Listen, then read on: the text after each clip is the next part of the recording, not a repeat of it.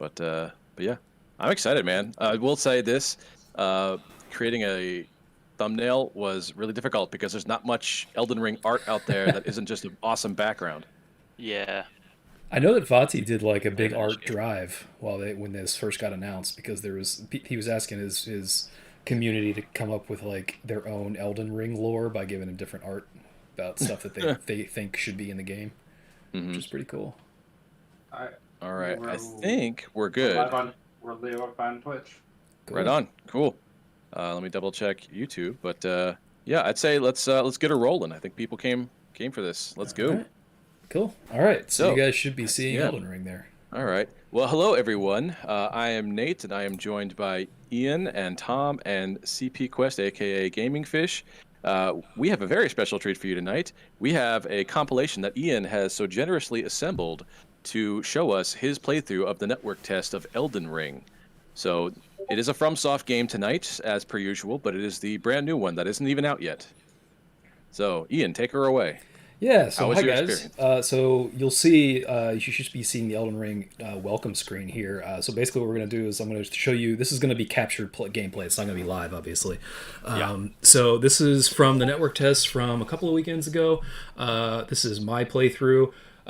It was 5 different sessions of 3 hours each, so we played about 15 hours. This was. I will have to give a preemptory shout out to Tom, obviously on the stream, who was Yeah, the all-star here. Yeah, he was the one who came through with the code and made this possible. So Yeah. so You both entered like the lottery, right? And Yeah. you just happened to Yeah, I guess win. he was FromSoft lucky enough just to get knows that one. I'm too good. He and that they he's know too that they he's too value my big a He's input more elite than anyone gamer. else. they didn't want him to like skip the boundaries and like explore the rest of the world because he was going to Uh-huh. break the game probably. So Yeah. Right. well, we're going to get it Dumb going. hard. All right. So, Ian, I bet you were initially pretty psyched to play this game. I believe Tom said, "Hey," he said it got us into both of a text chat and being like, "Hey, I have a one free code. Who wants it?" And you instantly said dibs, all Yes, capital I did. letters. I had no intention of being kind or generous about this one. I wanted that fucking code. That was the result I expected too when I did it, so I'm glad it turned out that way. So That's pretty good. I make no apologies. So you'll see that. So I'll start here with the character screen. So you'll see in this network test they only gave it. You didn't get like a character creation option. Yeah, on they give this. you like presets, right? Yeah. So in a second here, you'll see this actually, after I selected my character and I went through the initial sort of tutorial area, the actual network went down. So I was off for about 5 minutes. So once we get to that point, I'll scrub forward about 5 minutes and we'll get to the actual gameplay. But yeah, so that character screen is what you saw. Basically, all they did was give you a choice between 5 different character presets. Yeah, which is basically. about half the number of the classes they're gonna have. I think, Yeah, right? and that's basically what it was. So basically, you didn't get the traditional like didn't get to like choose your hair and like build your character look and all that the same way you usually do. But basically, all you were choosing were the character classes that are going to be in the game. And to your point, from what we've heard, that the character classes that were in this are only a slice of what's actually going to be available. So Very cool. Very cool. yeah. All right, so you start off in this cave. It looks Yes. like. So it's actually very Dark Souls 3 like the way it starts off in a little like sort of dark, dank cave area. That was the tutorial cave actually that I just skipped because I figured it was a tutorial cave and I was like, I only got 3 hours, so I'm skipping the tutorial. Let's Yeah. just roll with it. But I actually came back and did that part later, and there actually is like a mini boss down there. Oh, okay. Yeah, it's by the time I came back, it was not a real boss. It was just like a little night So boy. you can come back then. Yes, you can come back. So Okay. yeah. Very cool. Very cool. So you're just gonna like, are you just testing out the? Yeah, so I'm testing out the buttons. So the game anyone who's ever played a Dark Souls before, typically the first thing you do when you get into these sort of opening areas, you just start mashing buttons, see what every button does, see what it feels like. So that's what I've been doing so far, just seeing what the attacks are. This is right here. So here's the here's the connection breaking down. So it kicked me out. So we'll skip forward to I think 7:36.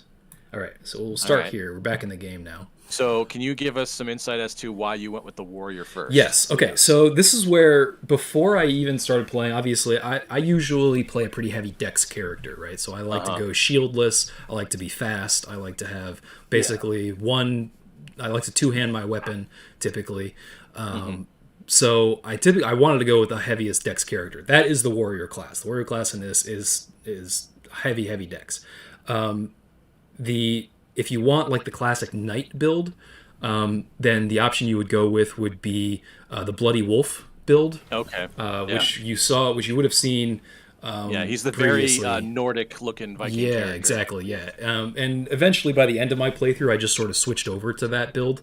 For reasons that we'll get to later. We'll get to in more detail later. But really, it's because of what we talked about on the last stream for Dark Souls is that I found out really damn quickly that this game is not built for Dex characters, at least not early on. I've been watching Vati recently, and he was talking about the character classes too. And my impression the impression that he gave me was that basically the warrior class is hard mode. Interesting. Yeah, at least in this network test, it was hard mode. That's about what you do anyway, right? It's not why I did it. I don't do it because I like the difficulty. I do it because that's the way I like to play. I would like it if it were less difficult. But it just so happens that it's the harder way to play because this game really is not built, at least at this stage in this format, for Dex builds. What you're seeing actually here in this menu is an Ash of War. So this actually came inherent on the two blades that come with the warrior. You see he has two blades. Saracen swords.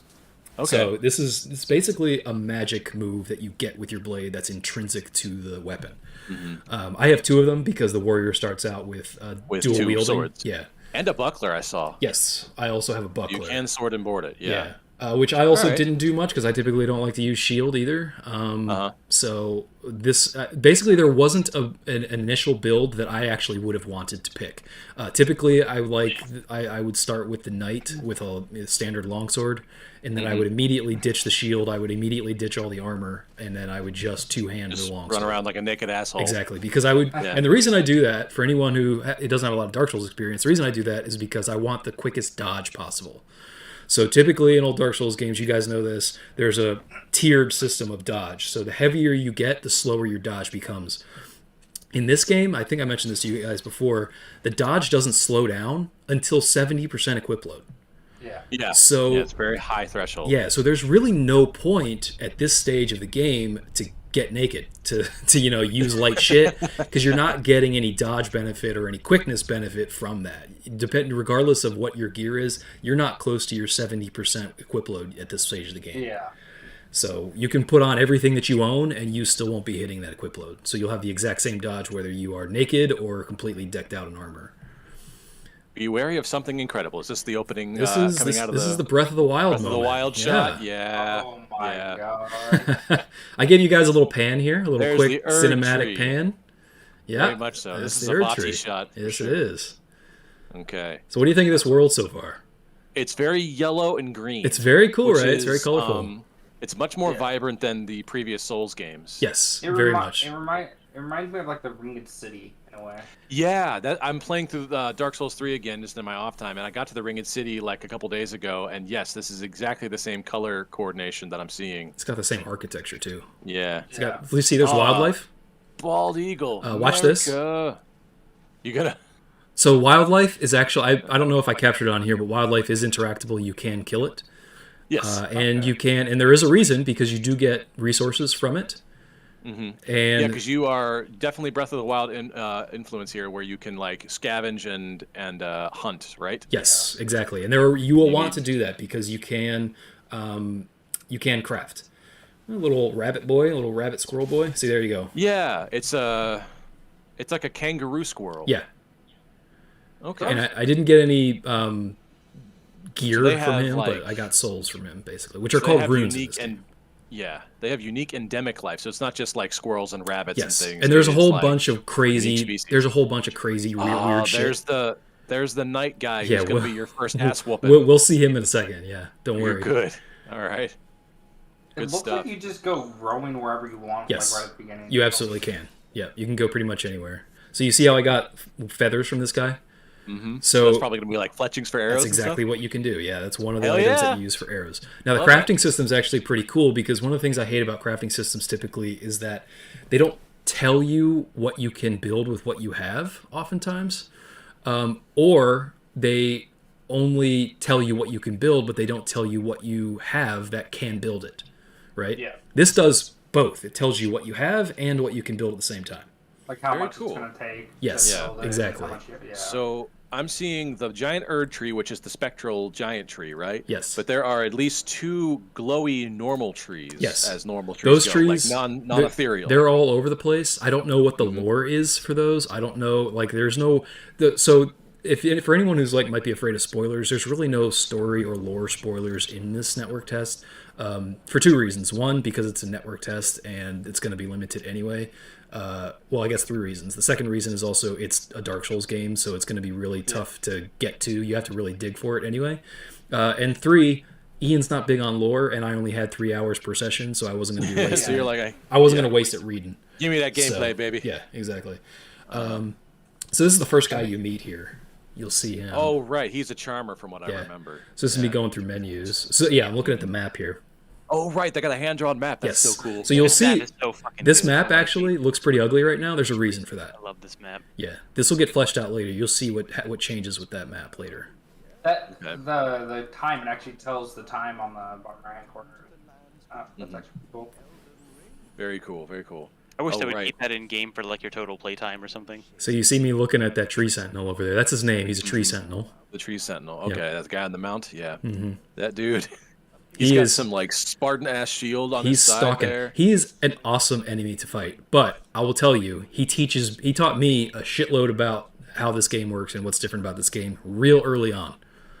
Okay. So you will see how that goes. Let's see if I can actually scrub forward from this guy because he's mostly just boring. Is the dialogue like non-repeatable? Like, do you just cycle through it, or? Yes, it's just like Dark Souls. You'll get to the end of it, and you want to basically exhaust see a loop again. Yeah. So here's the first fight, guys. Watch this. This will be you'll enjoy this. You're trying to stealth them. Look at yes, you. so there's stealth exactly. You. So you can actually stealth. You crouch and you can stealth. I like how the horse is like, whoa, wait a minute. He's super pissed off at me. All right, watch. I'm already caught on geometry. Yeah. I immediately got caught on that geometry of that rock. I basically ran into that little like telephone pole I'm right half there. expecting him to just start shouting. Literally unplayable. So actually, my my time code for this says Tree Sentinel killed by geometry. So this actually goes on for a while, me fighting and getting my shit pushed in by this guy. But I wanted you to see the next fight here because it's the first time I'm starting to notice something a little wonky about how the gameplay actually works. Yeah. So this is basically telling you the same old Dark Souls. The last site of grace you sat down at, right? Okay. Yeah. Cool. Yeah, and there's a little modification to that system too, which you'll see later on. But it's for the better. Jump down. Yep. And you have a no jump. damage. That's so good. And you see, I didn't get damaged. So doing that. good. Yeah. Okay. So I'm getting a lot of Dark Souls vibes from this. Oh my god. I know. Just wait. You said See the you weren't HUD? Big on lore. Look at the HUD. It's identical. Like basically, yeah. I'm gonna guess. if it's not broke, man. Flush it out a little bit more. Make the colors. Like your health and stuff, all those health bars and whatever, they look very see minimal that? right now. Right there? Yeah. This is right there is where I first started to realize that something was up. Check? Yeah. So that very first hit that you saw, I basically just stood there and took it. I'm gonna let you know right now, you're gonna see a shitload of that in this playthrough because of that dodge. Right there is another example. Most of these, when I'm just standing there taking hits to the face, it's because I'm late on my dodge. Okay, now because you need to right start there. having it like a half a second earlier than Yes. that. You got to be in the air when you start swinging. It's because the dodge has about a 3 or 4 frame delay before it comes out. So you press the button, you got to wait a second. The lag that I was experiencing was equivalent to, I don't know if you guys have ever played a game before, like on a TV, and you haven't turned on game mode on your TV, and you can like feel that tangible button lag, that delay. That's what I was getting here, and it was equivalent basically to pushing the button down, then letting the button go, then the move comes out. That's sort of how it feels. So it doesn't go out on button press, and it doesn't come out even on button release. It comes out slightly after button release. Yeah. Osprey says, so far my uneducated impression of this game is Dark Souls, but make it more magic. Yes. Yeah, I'd say that is Osprey, accurate. I can't begin to describe to you how important magic is in this game. There is so much crazy magic. It's flashy as fuck, and it's cool, and there's all kinds of different options, and it's completely overpowered. If you wanted to play I don't know if this is your first Dark Souls game, if you planned on playing it, but if you wanted to go on easy mode and just be like a shit-eating mage, you would dominate this world as a mage. Ooh, two shot. Yeah. It seems like the stunning's definitely a bigger impact. Yeah, so I also that was I have that actually marked here as a as a flag on my timestamps. That was flagged as hit stun demo, because you'll see that my poise took a shitload of damage and I was basically hit stunned into oblivion there. That's another thing that's a little bit different from the other Dark Souls games, at least initially, and that might be intrinsic to the warrior too, because I've got really light armor on. I got hit and I was basically down for the count on my feet for a good 3 seconds, a good full 3 seconds before I got control of my character back. That's how much stun there was in those hits. So it seems like the HUD only appears when you're in combat. Yes, I changed that later. You have that option. You have HUD options. So you can either have it on all the time, you can have it come on automatically, or you can have it off all the time. It's up to you. So basically, if you want in hardcore mode, just have it off all the time, no matter what. Yes, exactly. Ooh. So I'm going to skip forward to a better run of this, so you can see. Run, yes, so you can see like some actual like extended combat here. So let's see, we're at 23. Were you getting the hang of it? Yeah. Yeah, because I'm right now. I'm still like, this is where I'm actually starting to get a little bit like bummed out about the combat already. Because I'm like, oh, really? Is this the way the dodge is going to be? Because if the dodge is like this is going to make it really not a lot of fun for me. I'm not going to be able to play the way I want to play. I'm going to have to play a different way. Yeah. So what's probably going to happen? Ooh. Horse check. Osprey says in here, it looks like I'm playing, meaning me, Nate. Well, you guys probably, this is a problem that's probably more unique to someone like me, because I'm really dependent on the dodge, like heavily dependent on the dodge, my playstyle. Yeah. And if the dodge doesn't work, I'm not going to be very good. Whereas, like, for people who don't really care that much about the dodge, it's probably not going to affect you very much. Yeah. Like Like, if, that are just tanks. And yeah, exactly. This is where Monster Hunter is actually, especially Monster Hunter World, is actually going to play to your advantage here, because Monster Hunter, the dodge and interaction with monsters is anticipatory and not reactionary. Yeah, exactly. There's a lot Which of is what a lot of wind up or that's just right. knowing their animations. And what I want is reactionary, and this doesn't allow you to be reactionary on your dodge. You really have to guess when that hit's going to start coming forward. And that's not the case in Dark Souls 3 or even Dark Souls 1. You really have a better chance to actually react via your dodge. The dodge comes out a lot faster. There you go. Oof. So I got about a quarter of a self down on that one. But here's the thing. This guy, he's really not supposed to be fought at this stage of the game. You'll get that impression. So you're really swinging above your weight class here. Yeah, really. I'm also, again, warrior, and you'll see that I'm only using I haven't... So the other thing about this, two-handing the weapon, you can still two-hand it, but there's no guide in the game as to how to do it. Typically, if you recall, it's triangle or Y.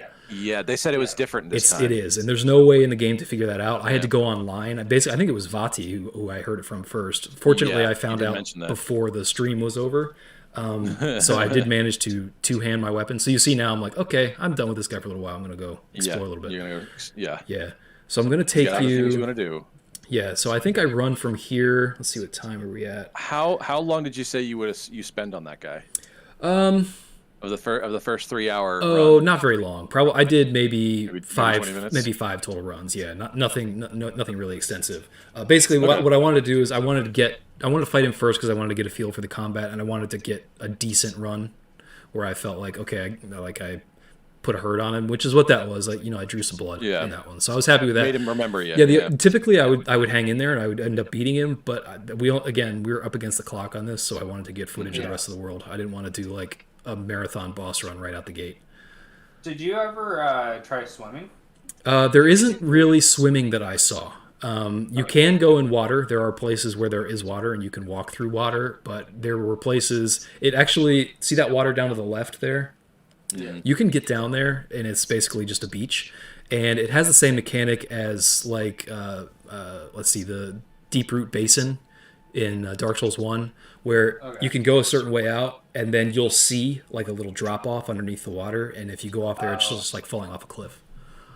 Gotcha. So there might be swimming later on in the game somewhere, but there isn't in the test, in the network test. So I can't say that there will be. It looks like there probably won't be, but you never know. Because we had this discussion last time, based on the gameplay preview that we got from them a while ago, it looks like there's mechanics in that gameplay stream, in that gameplay trailer, that aren't in this. So Yeah. it's possible that there might be mechanics later on in the game that we haven't seen yet. So did you see what I just did there? Yeah, you did your spiral. Yeah, swirl, storm I thing? cast wind basically with my weapon. So that's Did you just ever try to spam it? yes, try to you see can, that? and you will see that later on. Yes, you can basically chain it. That's cool. Yes, it's very cool. That's it, and boy, oh boy, is it powerful! You will come to rely on it. It is absolutely So incredible. if you crouch down into stealth mode and you drop off a cliff, do you drop out of stealth mode? Do you know? I think you do. Okay. You'll see. I have a little stealth run later on here that you'll see, and I'm pretty sure that you will fall out of stealth mode when you crouch down and fall out. What's up, Santa Claus? Yeah, he's dressed like Santa Claus. Huh. This is the first sort of merchant that you run into. The Kale. vendor, yeah. Yeah. Pretty cool, actually. He's got some nice stuff to start off with. You'll see he's got a little longsword in there. I saw that immediately, and I immediately started "That's to me." build for that because that's what I wanted. I didn't like any of the weapon choices from any of the other classes. So, and I hated these goddamn little curved swords. Scimitars? I don't know if you saw the damage that it was doing on the tree Well, sentinel, but it was I noticed you were only minimal. swinging one of them. Yes, exactly. The entire time. Yes. So the other thing that you can do in this is power stancing. So you can genuinely do dual wielding and slash both of your swords at the same time. And you can also Yeah. dual wield anything. So you can dual wield lances. You can dual wield Right, clubs. if they're the same type, right? It didn't have to even No, be you matching can the dual exact wield same thing. everything, but you can only power stance if they're the same type. Oh, okay. Yeah, so you can have a long sword and a curved sword in one hand, like in both hands, but you can't do the power stancing with both of them. They have to be wait. the same thing. So if you have like two great swords, Yes. and you're putting one in each hand, Yes. you could do like a power hit. Yes, absolutely, and it is massively powerful. It is hugely powerful. It's wacky to do it that way, but yes, you absolutely can. So it seems like, so Osprey is making the observation that this guy doesn't seem very human. Well, that's the thing. It's hard to tell. It seems like everything is anthropomorphic in frames, So- but has an uncanny body proportions. You definitely come up against typical Dark Souls zombie type guys, right? Zombie type baddies. But it's hard to tell if everyone is that way. So you'll see pretty soon here we'll run up against some like night guys. It's hard to tell whether or not they're actual like living humans or if they're undead. So Yeah. there might be I know some you said not things. pick on the lore, but is there any reason given to how you're able to just come back every time? Not that I've seen. You are a tarnished. So Yeah, whatever that means. yeah. So I'm sure that there is lore as to why you're coming back. I imagine Vati probably has a write-up on that somewhere on YouTube. Whoa, what's that menu? That's a gesture menu. Interesting. Because you're playing this on the PS4, right? Yes. Playing on a PS4, yeah. All right, so we can expect even higher graphical fidelity Yes. and quality Yes. from PC releases. The biggest problem I actually had with the PS4 was load times. Gotcha. Really? Yeah, they actually weren't terrible, but they were still longer than I'm used to because were I'm used numerous. to PC. And they were they were numerous, especially when you get to the final boss. Because I went basically, we'll see the final boss. I got to the final boss by the second hour of this. Okay. So, and that I went there super quick. I was ultra underleveled with a little warrior boy with no armor. So you can guess how wait. that went. Do you think you're gonna have access to this character when the game fully releases? You mean like the character I built here? Yeah. No, I don't think so. So I do think you'll get this class, like you'll get a warrior class, but the character that I actually built here and all the progress that I made, it does not carry over as far as I'm aware. That looks like a Sanshayun from Halo. So these Their body guys, proportions you see are how the that same. lit and there's like a little blue thing coming? See, it's pointing to the left there. Yeah, is that like a point of interest? Yeah, that's telling you that there's basically a dungeon over that way. Oh, Ooh. really? Yes. So much like Breath of the Wild shrines, you can find like little dungeons out in the world that have their own like combat trials and bosses at the end that give you rewards. Love it. Yeah, it's very cool. Fucking The bosses are love fun. We'll see that one eventually. We'll get to that one, just not right away.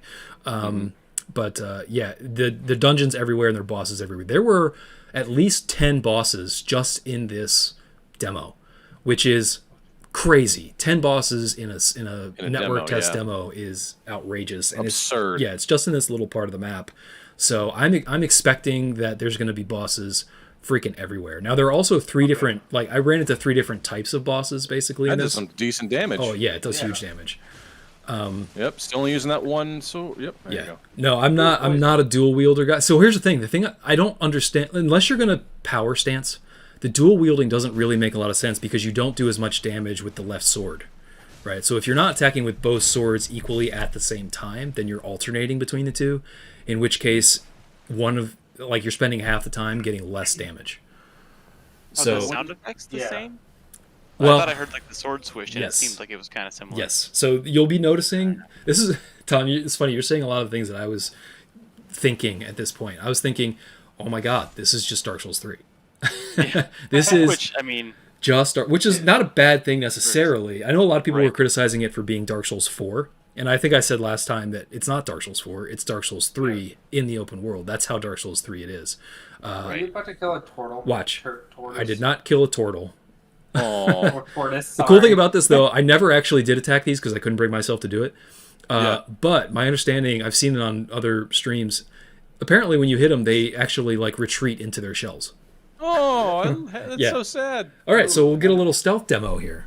Okay. You do get a stealth benefit by walking into the bushes. So it's excellent. Excellent. It's like Sekiro. It's like any other like good stealth. You do get benefits for your surroundings. And then I believe you get an upgrade for darkness as well. You do it at night. Yes, you do. You also get a stealth. It seems like you do get a stealth boost basically at night.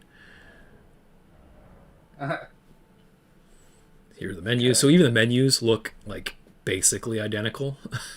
Yeah, the basic layout is very much the same. Yeah, for sure. Yep. Okay. It's a little bit different, but yeah, it's almost exactly the same. So I'm going to switch to buckler here probably. Yeah, de-equip that. I'll probably eventually equip the buckler here at some point, I think. Let's see if I can move to... Where are we now? We did the Church of Ella. Oh, okay. We'll skip to... You guys will like this. Okay. Yeah, we're going to meet another NPC here in a second. Oh, is it going to be Sigurd or something? No, it's not going to be anything like that. It's not a callback to anybody. Ah, damn. No. I won't spoil you that way. You see the yellow streaks that run to these, by the way? Yeah. You can actually see those out in the world. So you can get to a high vantage point and see like yellow streaks coming from the sky. That will give you a general idea of where another... in this game they call them sites of grace, but we know them as bonfires basically. Yeah. So you can see out in the open world little yellow streaks from the sky that give you a general idea of where the next site will be. It's like a golden humanity soul. That's what it looks like. Yeah. Yeah. But the game sort of gives you a in-world guidance to it, so you can kind of find them and know where to go next.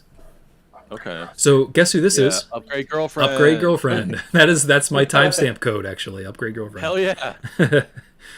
So I don't know if you guys want to watch this because you might prefer to see it in the gameplay, but just know that this is basically your Upgrade Girlfriend. Yeah. Now, am I correct in assuming, because I had this theory, is that unlike other Upgrade Girlfriend, she's not at one single point. Correct. She actually is ethereal and follows you in like the Phantom realm. She is not. She's not like the girl at the Firelink Shrine in Dark Souls 3. It's not in a hub world. Yeah. You can upgrade and much like Dark Souls 1. They brought back the mechanic of being able to upgrade at any site of grace, aka bonfire. Gotcha. Okay. Yeah, which is really convenient. It's really nice. And given there's a good amount of bonfires around here to get to, so you're never really that far off from one, which is really good. Great. So you shouldn't catch yourself out in the open with a ton of runes, I guess I should probably start saying. Yeah. I mean, so there's a mechanic for that too, which you'll see. There's a mechanic built in where it's meant to encourage you to stay out in the wild rather than come home. Right really? Yes. So basically what happens is if you take the risk and you end up taking out like a group of people or a camp or like a crew of guys, you will get rewarded with getting some health back, getting some magic back as well. So depending on the size of the crew you take out, you could get all of your Estises back and all of your FP flasks back. Oh, that's nice. Yeah, without having to sit at a bonfire. That sounds like a holdover from Sekiro. Yes, it is sort of like that. Like it's a little like give back for taking the risk that you took. Unfortunately, you don't get there's at least in this playthrough there was no mechanic for getting life back while in combat on a kill. Yeah, so like unlike Sekiro or even Bloodborne, there's no mechanic that encourages you to go back in when you get hit or to like get an immediate health reward when you've succeeded at like killing somebody or getting damage on somebody. So I'm going through the menus here to show you what each one is basically. Vigor, and if you mind, endurance, strength, dexterity. Okay, Yeah. so they've cut down the list a little bit. yes, it looks so like. what you see missing here for anyone who's played this before is vitality. Now vitality used to govern equip load. Now that's been rolled into strength. Now that's a huge change. Makes sense. It does make sense. Logistically, it makes sense. In world, it makes sense. And I actually really like that it's rolled into strength, again, for a lot of those reasons. I think vitality being a separate stat is really kind of irritating. I would have thought vitality would be more like what vigor actually does. Yeah, which is, a lot of people do think that when they first play, they switch those. But ultimately, the only problem that I have with that system is that once again, it's another mechanic that sort of discourages building into decks. Yeah. Because if for anyone who really wants to play a Dex character, who has played a Dex character in Dark Souls before, oh, you're getting the horse here. We'll show that later on. Right. Well, you're actually getting the what is he, a stag or is he like an elk? He's a goat horse, kind of. Kind of stag-like. Yeah. We'll see him later. I actually don't use him here because I wanted to go to this camp. A gorse, if you will. But Does he have a name? Yes, he does. His name is Torrent. Torrent is his name. Oh, And that's why I saw a tweet earlier that said Torrent. And- People were like, "All right, if you ask." I'm gonna let you know, he's awesome. He's maybe the best part of this whole game so far. He's so cool. But we'll get to him later. Right now, I kind of want to go after this camp. Let me see. Oh, okay. There's this will be fun. We'll watch this. There's a moment here that you guys are gonna love. It was a total Dark Souls moment. But Did you roll off cliff? no, but I get fucked in a different sort of way, which you'll appreciate. Okay. It's absolutely a getting fucked situation. But to getting back to that vitality equip load thing, it's another thing that, because it's rolled into strength, it's another thing that discourages you from playing a dex build, because anyone who's tried to play a heavy dex build in Dark Souls, having equip load actually matters for dex because it allows you to wear armor and still have a fast dash, still have a fast roll. Right, so you still want to build your vitality even on a dex build so that you can have some armor protection and still have a really fast roll. Now in this, the only way to get a fast roll or to get heavy armor is to build into strength. And if you're building into strength anyway, then it seems the best you can do is to do a quality build rather than just a lopsided dex build. Right? I mean, can you still build into dex? You can, but again, if you want to do a real heavy dex build, you're still going to have to build into strength so you can get your equip load up, right? That is true. So, and if you're doing both, then you are by default, by definition, doing a quality build. Yeah. So you're in any of those cases, you're never doing just a strictly dex build. You're doing a quality build at best. So that's another thing that I'm not so sure about, which is why I'm hoping that there will be items or other abilities that you'll get later on in the game that will incentivize dex builds or allow you to move a little bit faster. That's one of the things I was a little bit disappointed with in this Didn't you test. also say in last stream the certain runes they did off a certain stat? Yes, yeah. So they call them talismans in this. I think in Dark Souls the talismans are actually like magic items, but in this the rings are basically replaced by talismans, and the talismans do the same thing that rings do. They give you a certain passive buff that when you put it on, you get either more health or you get faster stamina regen or just a bigger stamina bar or something like that. Like I picked up one in this playthrough where it gave me a bigger stamina bar. Right, just a stamina buff, which was really cool. It's a passive stamina buff. Like, why wouldn't I wear that? So it works just like the rings. I'm hoping that they might have similar things that will allow you to sort of change actual combat mechanics. So, Gotcha. yeah, and I think that might be the case because, like I said, based on the gameplay preview that Bandai Namco released, it does look like they have different dodge options later on in the game that are outside just the regular dodge roll. Yeah. Yeah, I'm hoping that's the case too. I could really get into like the Zen guy who just sidesteps a tiny bit just to avoid him. Yeah. as opposed to the full dodge roll. It'll give you more of a Bloodborne style of play. So when you lock on Yeah. in Bloodborne, you get really a step dodge, which is really fast. And the great thing about the step dodge is it doesn't pull you out of the engagement because you don't go so far. So you can step dodge and still stay in on a guy. So you don't have to get back in on him.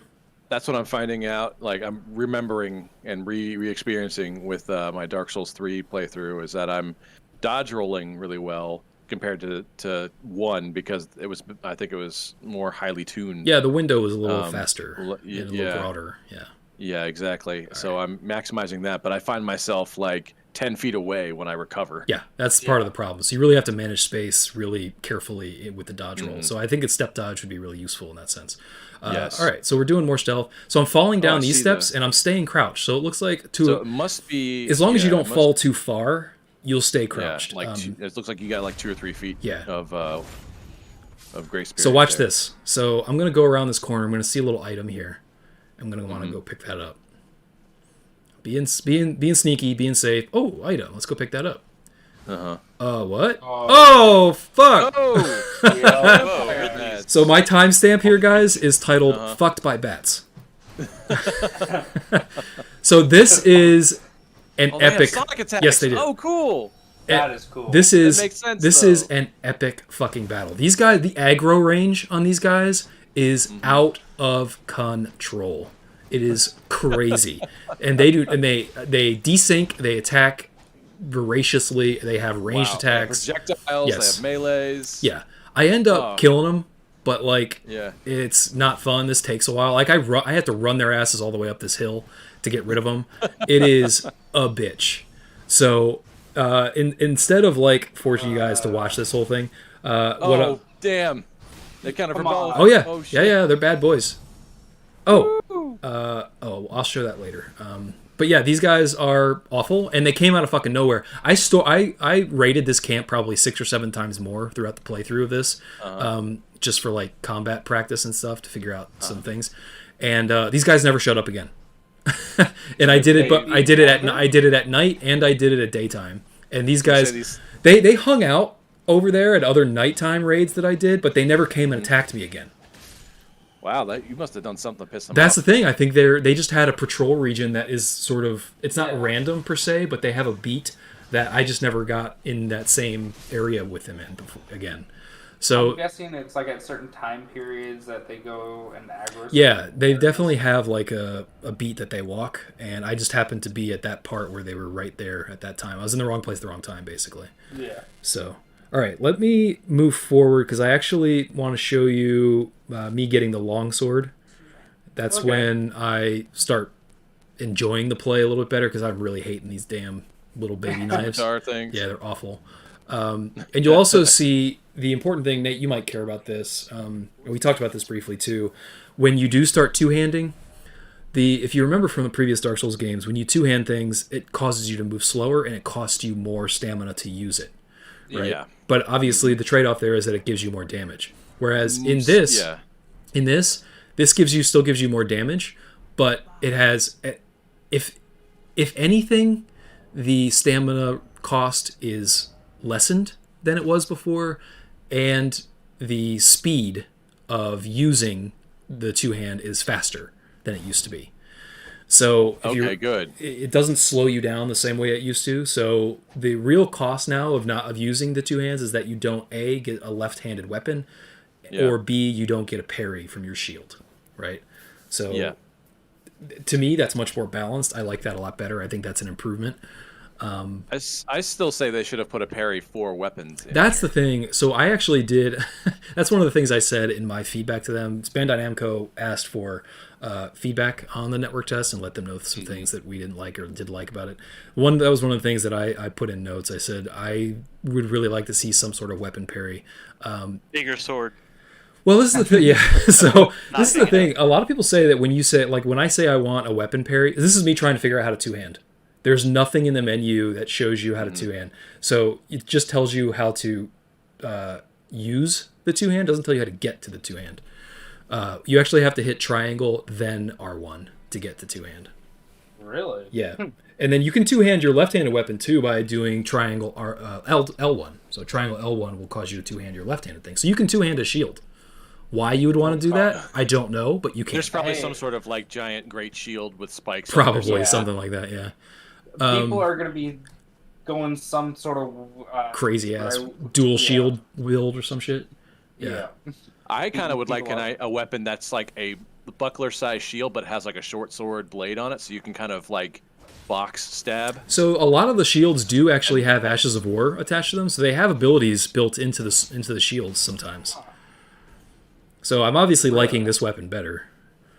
I would like to be two-handing it, but it's fine. Let's see. Oh. So do you ever go up to like one of those giant glowing trees?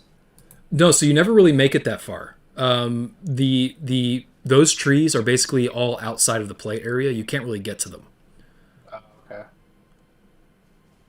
All right, we're coming up on. So as I understand it, Knight comes with a double-edged sword here. You get better stealth approach, Mhm.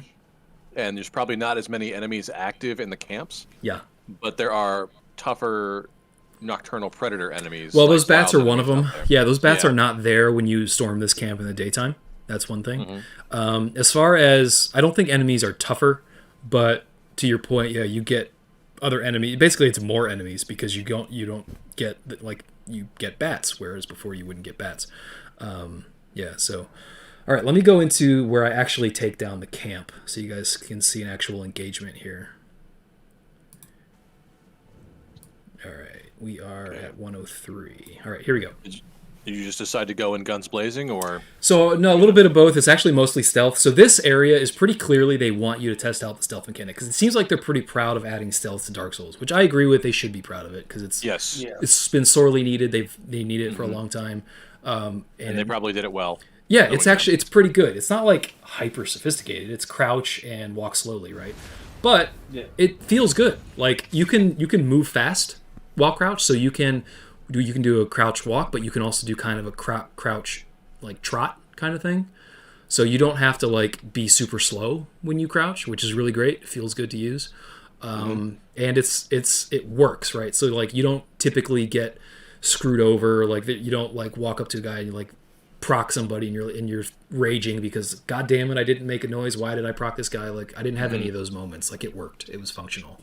Excellent. So that's all I really wanted, and you'll see. I think I fall down here in a yeah. So you see how I ended up standing up. Yeah. So you have like a couple of meters that you can fall before you stand up, but if you fall higher than that, it'll stand you up. Yeah. Okay. Osprey asks if you have any ice spells in the game. They like the idea of taking out those bats with ice spells. There will absolutely be ice spells. There are fire spells. Oh boy, there's a fire spell in this that is so fucking spectacular. You are the classic pyromancer. It is crazy. But yes, there will be ice spells. So you see how this guy's got a horn? Yeah, he's the you don't Yes. want to. So I went for him see it. specifically because if he spots you and blows that horn, the enemies will come out of the fucking woodwork. It'll be bedlam in here. It'll be absolutely crazy. Got some Metal Gear Solid 5-ish Yeah. stuff to it. So When you- go Yeah, for world definitely. So for future reference for you guys when you're playing this, if you spot a horn guy, fuck him up, Kill him. early, Yeah. because he's gonna ruin your life. Unless you just Got want to it. have a hard time at the game. Yeah, you can go hard mode and just go loud and let that guy bring dudes in. Which I might. It sounds like something I would do like end game after I'm super strong, but Or it could be a fun time for like, say you get a couple of friends with you and just be like, yeah, you can do that too. Yeah, just get like a whole melee going. Yeah. It's a melee party. I wonder if there's a lot bigger camps, or if this is like the biggest they get, or Oh, I'm sure they're going to be knows? bigger. This is actually a fairly.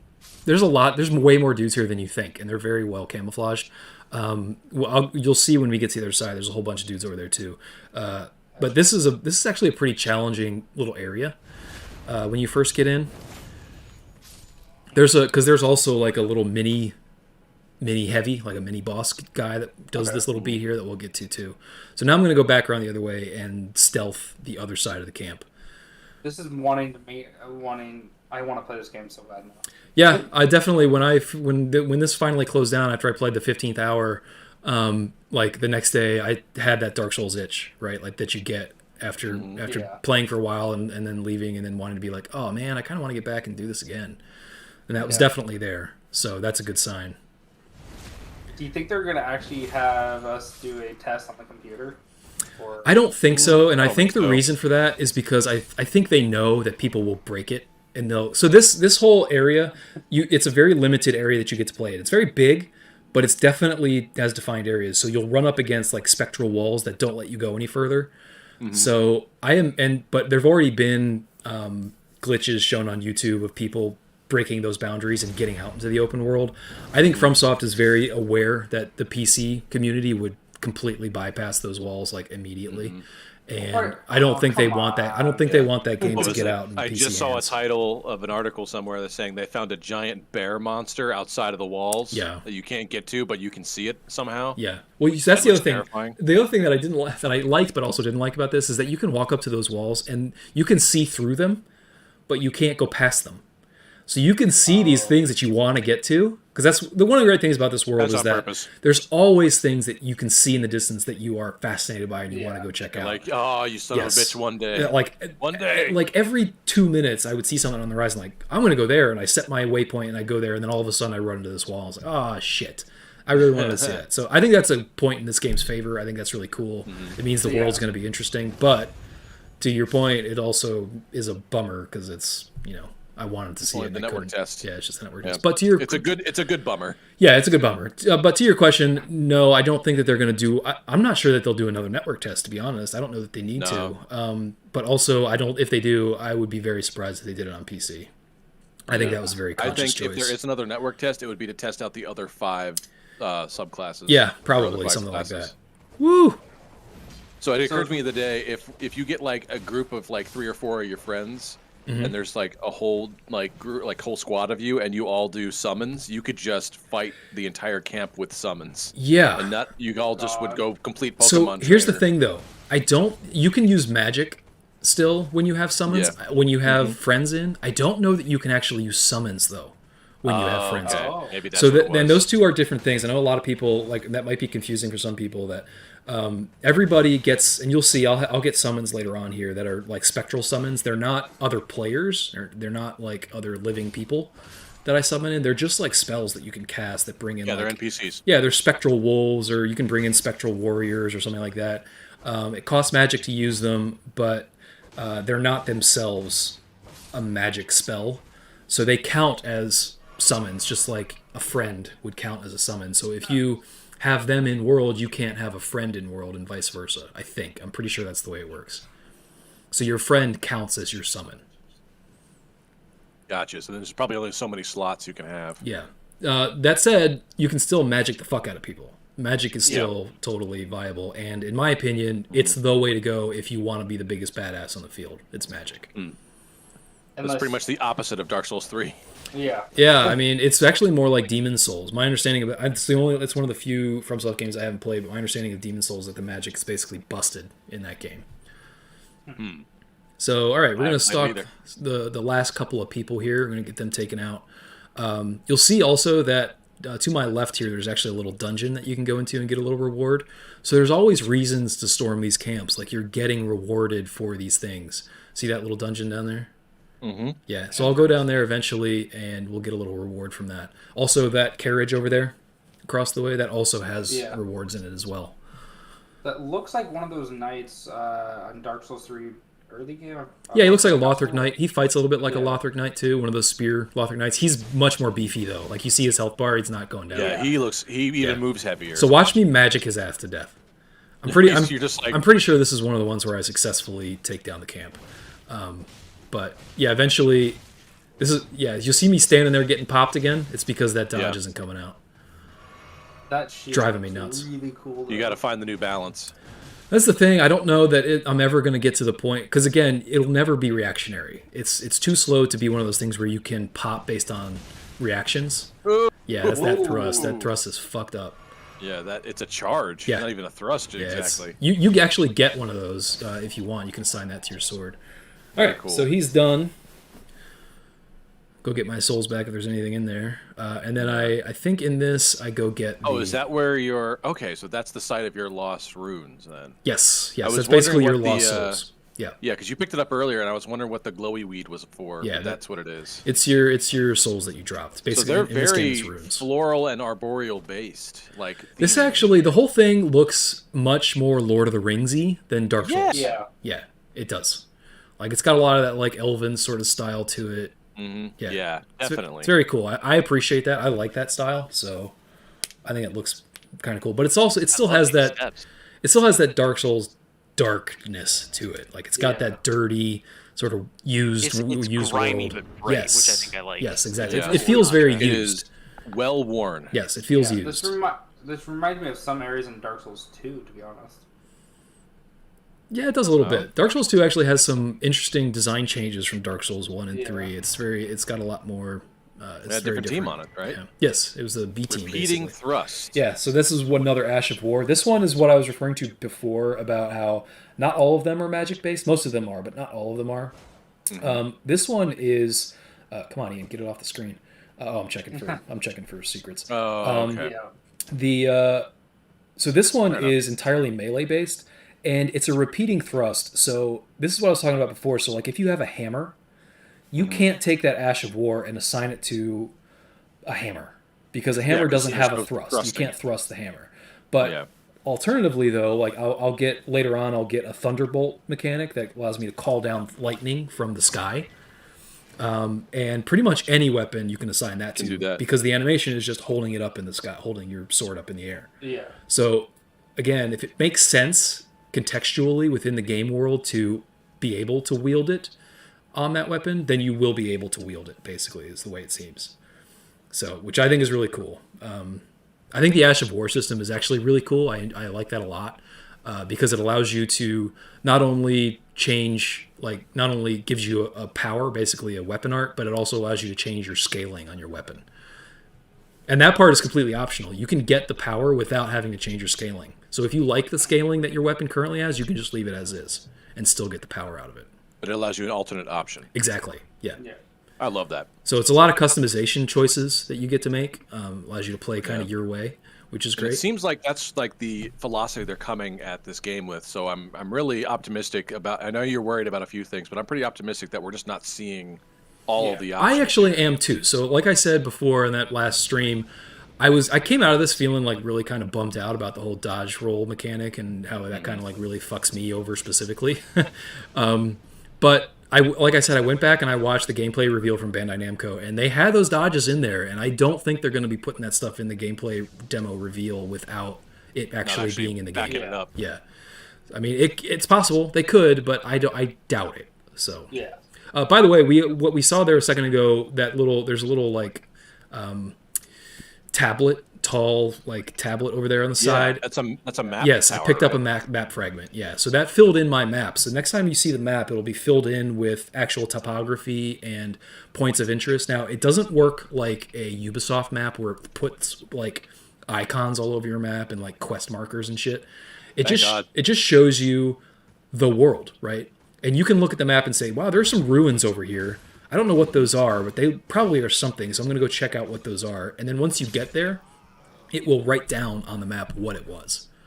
So you have to go based on your suspicions. Yes. Not necessarily. They didn't just like, hey, here's where everything Correct. is. It actually works a lot like Breath of the Wild that way. Like you have to discover it in person before it fills in on your map.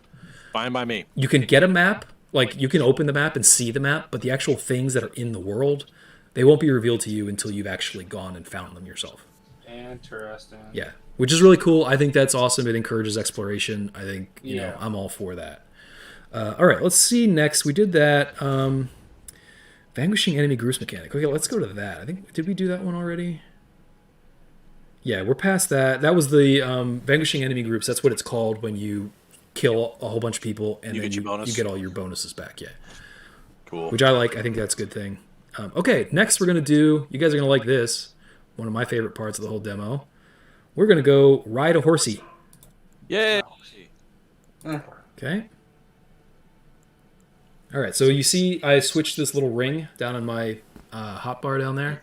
That's the item that you use in order to Alucard, welcome to the call stream, him. buddy. Hey, Alucard. And there he is. So you see Hi, he's Tori. got horns on his head, and he's got cloven hooves. Like there he is. Ooh, interesting. I want to Yeah. see what the lore is behind him. I bet you the lore on this is fascinating, really cool. It's I get big Mononoke vibes. In fact, Ian, I've been meaning to tell you to go check that out again. Okay. I rewatched it like over the past weekend, and I'm like, man, this is some Dark Souls, Sekiro, Elden Ring After vibes. this, I've been jonesing for some Dark Souls content, so I will absolutely prioritize that. Sounds good. All right, man. Because I think you're, goat horsey or gorsey. Okay. I wonder if you get hit hard enough, you can actually get hit off the horse. Yes, you can. Yes. You absolutely can. So I'm going to tell you all about the horse here, guys. So, Yes. the horse. There's so many reasons why I love this horse. First and foremost, he's the fastest fucking thing on the field. He's a gorse. He's got a he's a gorse. He hates goblins. And he's not quite as big as a horse either. No, he's not. Well, certainly not as big as these horses. So again, much like other Dark Souls games, most of your enemies are going to be bigger than you to one degree or another. But you'll see if you're paying attention to this combat, I'm able to slash on either side, right, left or right. And I'm seeing you like hold your wind Yes. up too. So, oh my God. So about this. So you have a heavy right, a heavy right, a heavy left, a light right, a light left. So you have 4 different styles of attacks from the horse. You also, That's cool. when you do the heavy, it holds your weapon down for a certain period of time, like you saw there. Like you can hold it until you get up to your guy and then release it, and then it'll hit him. So you can time it. But also, it has an active hitbox while it's just out. So what you can do, is you can hold it out and run along like a column of bad guys and just strafe them with your sword hung out, like out in the space. Excellent. It's really cool. And if you're close enough to the ground, it'll actually drag on the ground and kick up sparks. It's really a cool thing to watch.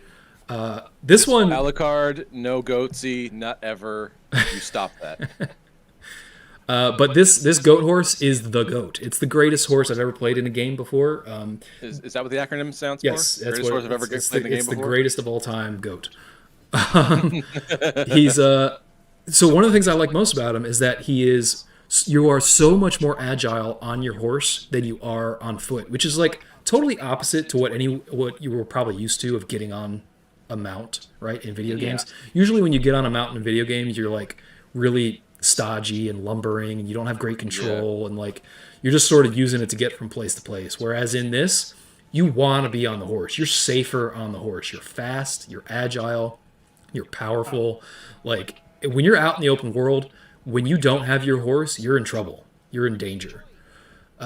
So you want now there are certain things you can't do. Like you can't use your little magic ability, your weapon art.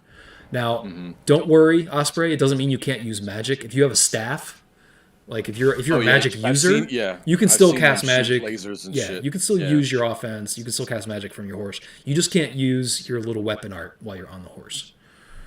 So that's the only thing that you get limited on.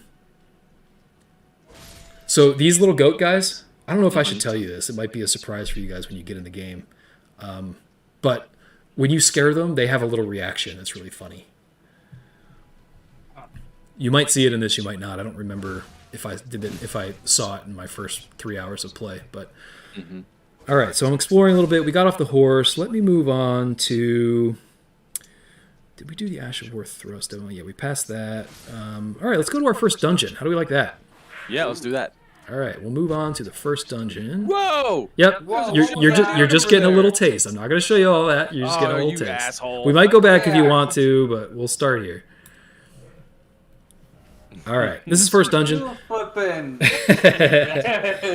All right, so this is the first dungeon. This is actually this is the first dungeon boss.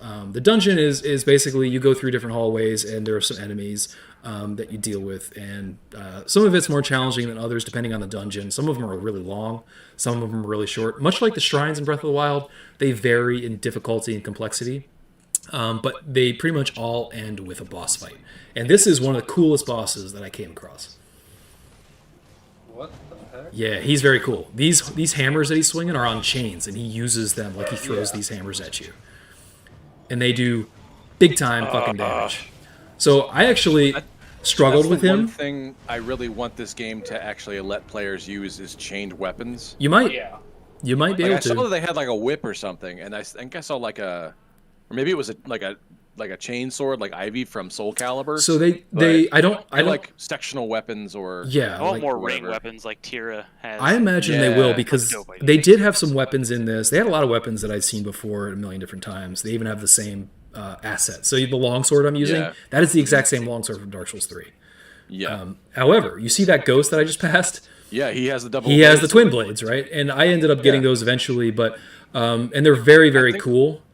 I think I saw somebody dual wielding twin blades. So Yes, he you has can 4 also blades. dual. Yes, you can It's absolutely do insane. that. Yeah, but the twin blades are awesome. They're fun to use. They're a different weapon that you never get in any of the other Dark Souls games. So I expect Yeah. they're going to be a good amount of like different fun weapons to use that are going to leverage that weapon art system, that Ashes of War system, pretty heavily. I expect. This guy's cool. Yes, he's very cool. Yeah, I actually, a lot. I had some trouble with him again, mainly because just getting in on guys with this crummy dodge just made it really. This guy I can see especially must be terrible because he's got that relentless swing. Yeah, well, that's the thing. Also, because I think I mentioned this in the last stream too, the dodge isn't just nerfed on the front end; it's also nerfed on the back end. So the active frames of the dodge are shorter than the active the whole frames. range is, Yes, like, exactly. short. So your recovery here. Watch this.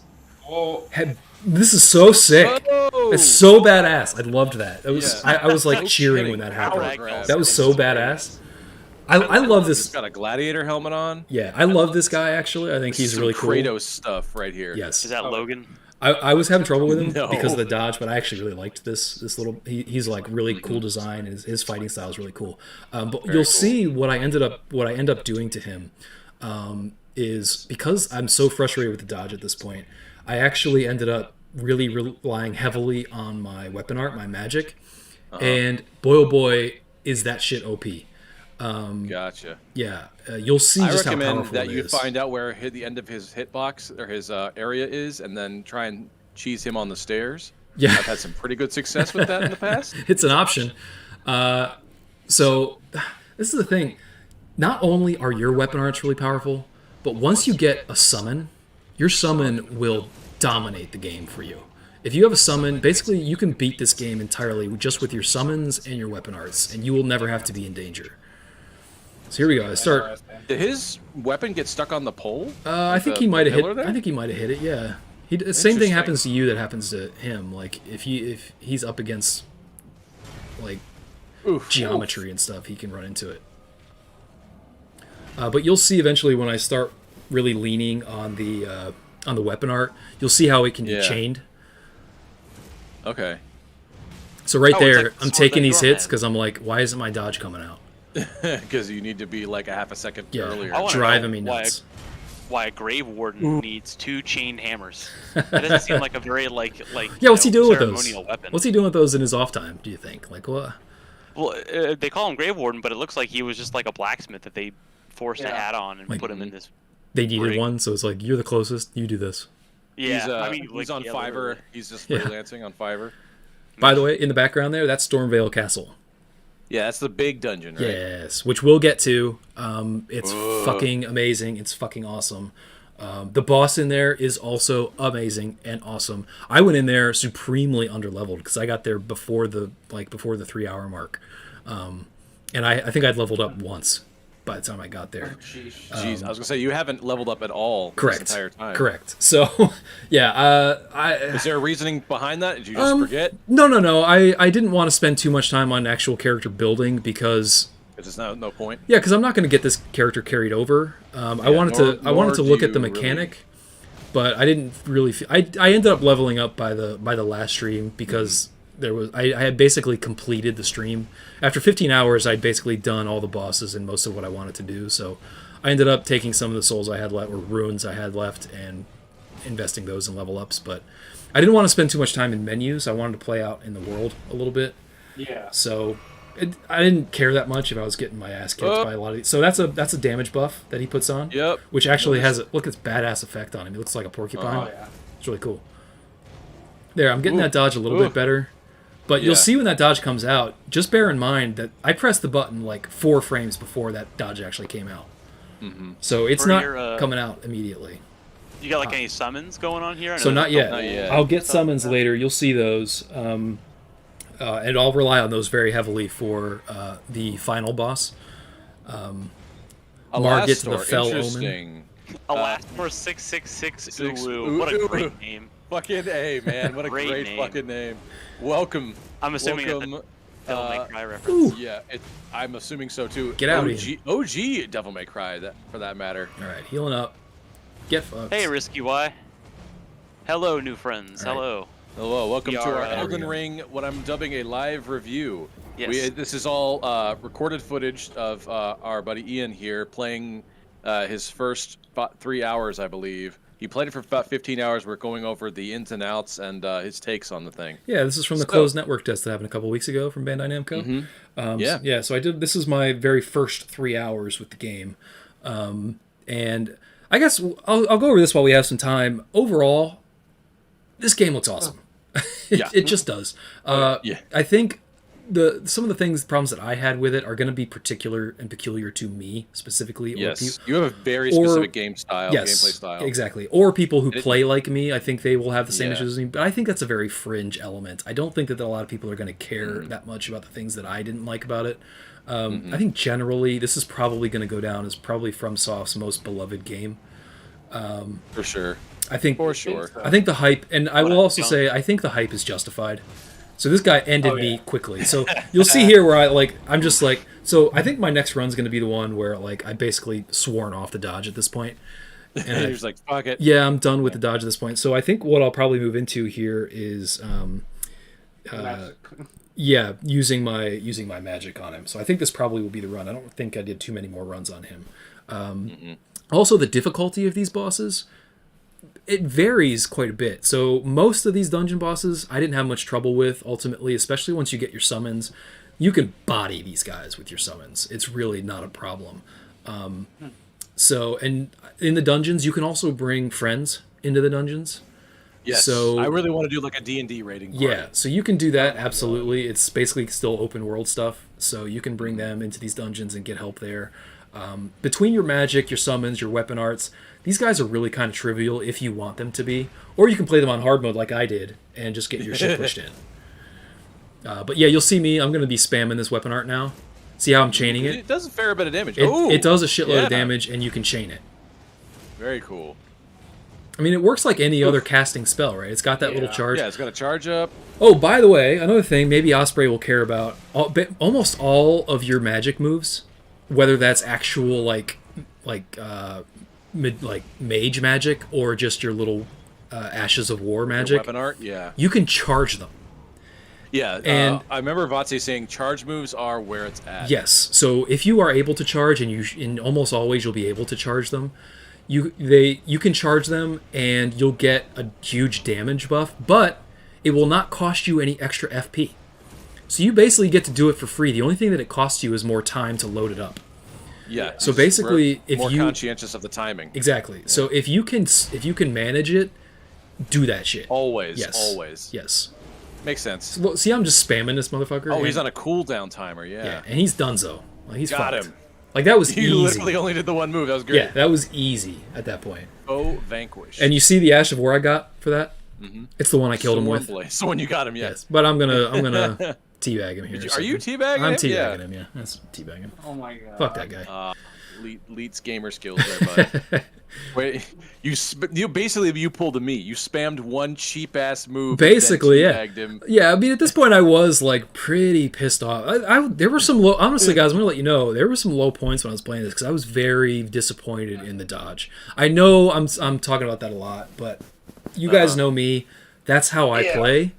All I'm And- hearing, Ian, is that you're very focused on one issue. On one issue. And because that was Yes. all there was to Yes. complain about. Well, for that's you. the thing. So there, as I said, there were really only two complaints I had about this entire thing. The first one was they nerfed the dodge.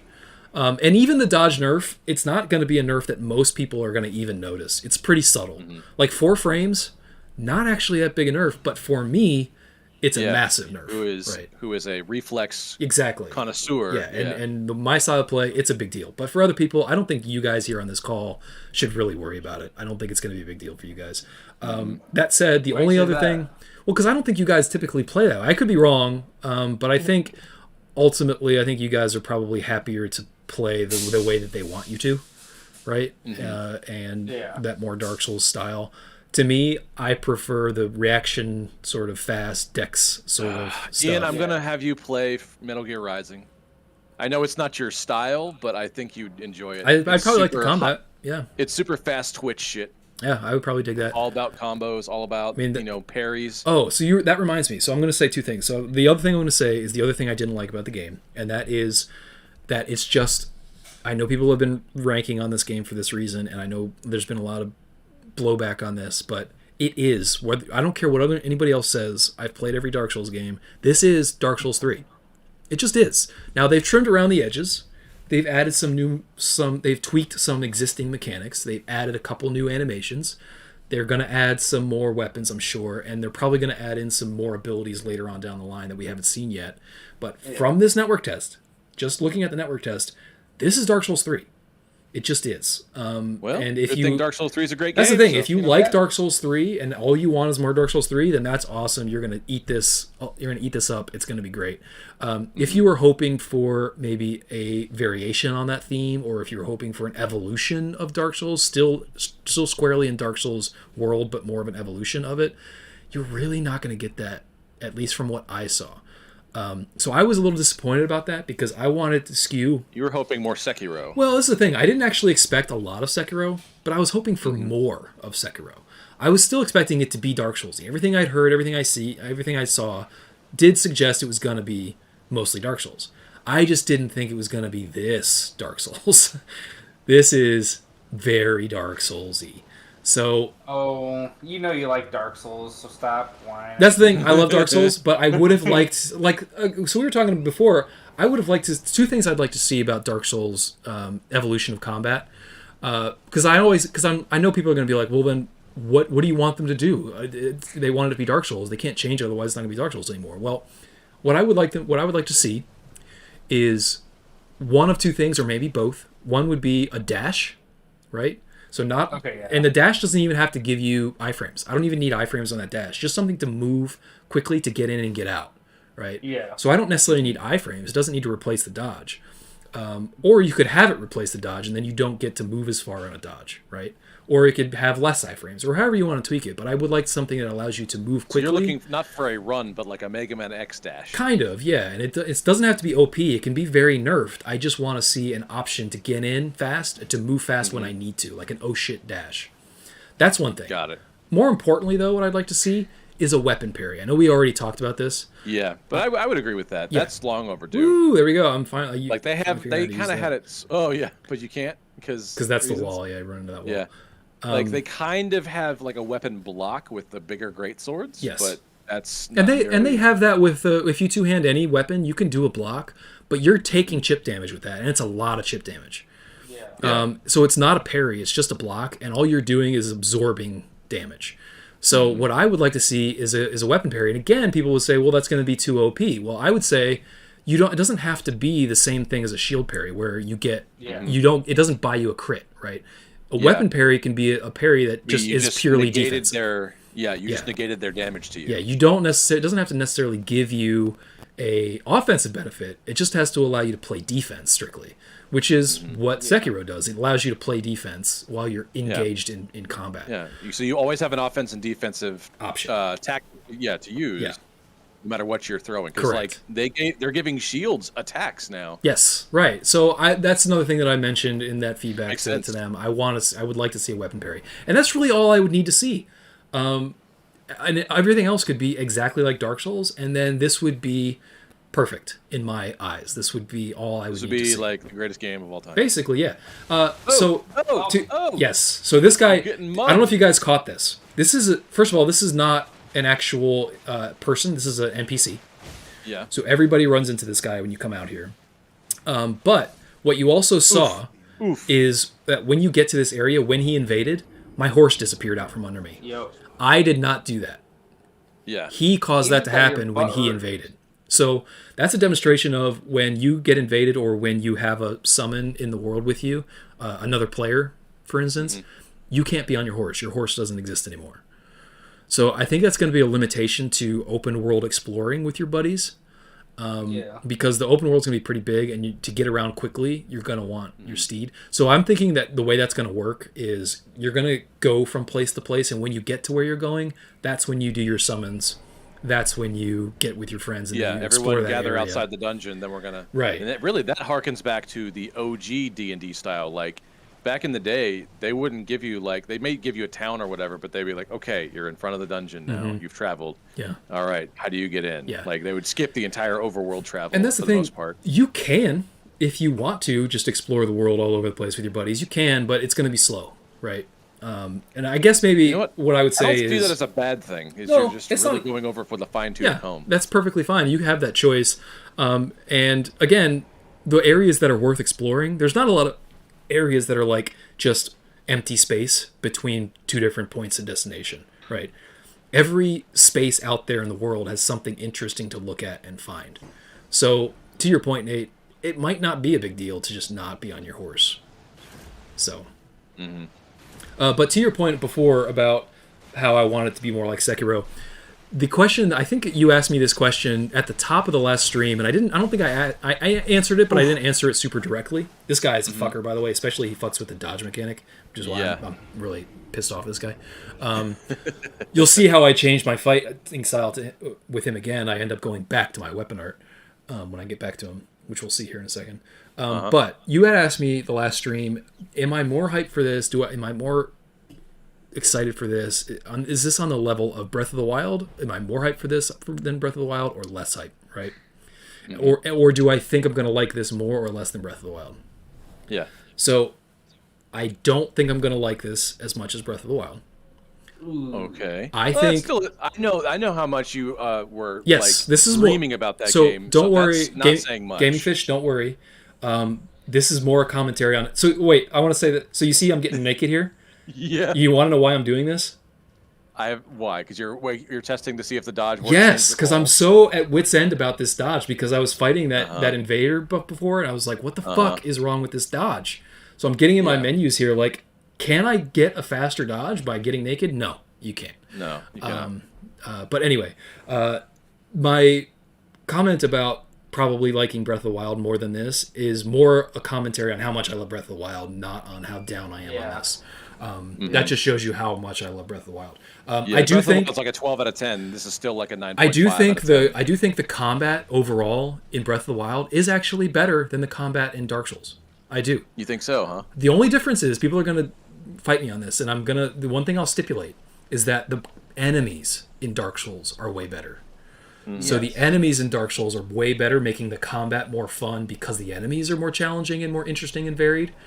But the actual combat mechanics, like the parry, the timed dodge, all that's the movement, the jump, the sprint, all of that, it's still better in Breath of the Wild. It's tighter, it's more responsive, it's the timing is more challenging. I do think overall, in general, the combat mechanics are still superior in Breath of the Wild. That said, I also think the world is... So Breath of the Wild succeeds at something that I think only games can do. Breath of the Wild, to me, the reason why I love that game so much is because it's the most interactive game in the most interactive medium.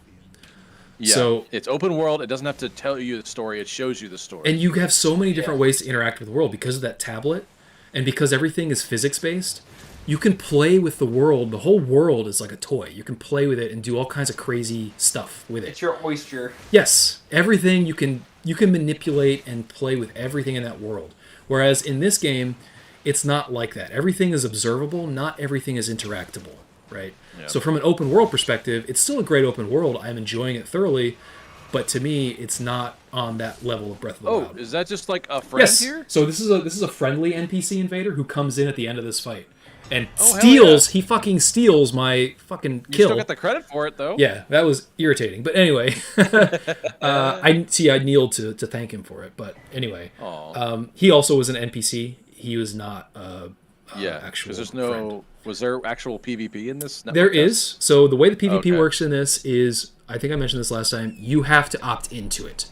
So unlike Dark Souls, where especially let's take Dark Souls 3 for instance, if you use an Ember, basically what you're doing is you're opening yourself up to getting invaded by anybody at any time, anywhere, right? Yep, pretty much. Whereas in this game, if you want, if you don't want to be invaded, you will not be invaded unless you use a specific item that has no other benefits other than saying, "Hey, I'm here, come fight me."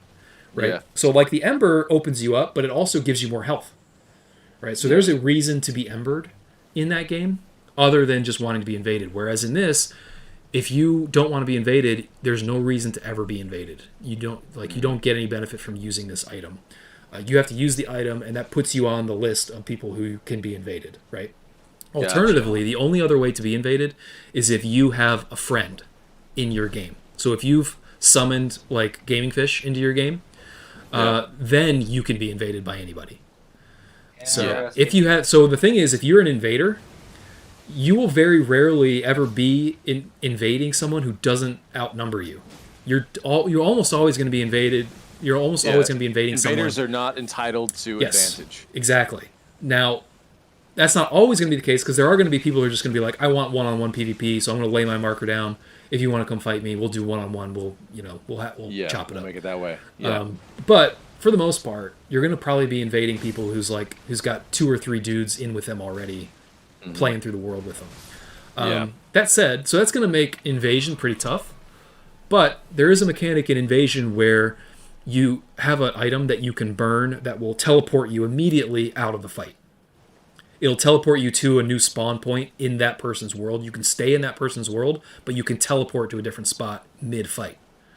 Oh, okay. Right? Interesting. Which is actually pretty cool. I think that's actually fair. I think it's pretty balanced because what it means is when you're getting your shit pushed in by a crew of dudes, by like a gang, you can get out, but also you're not just abandoning the fight. You can go find them again and re-engage that fight.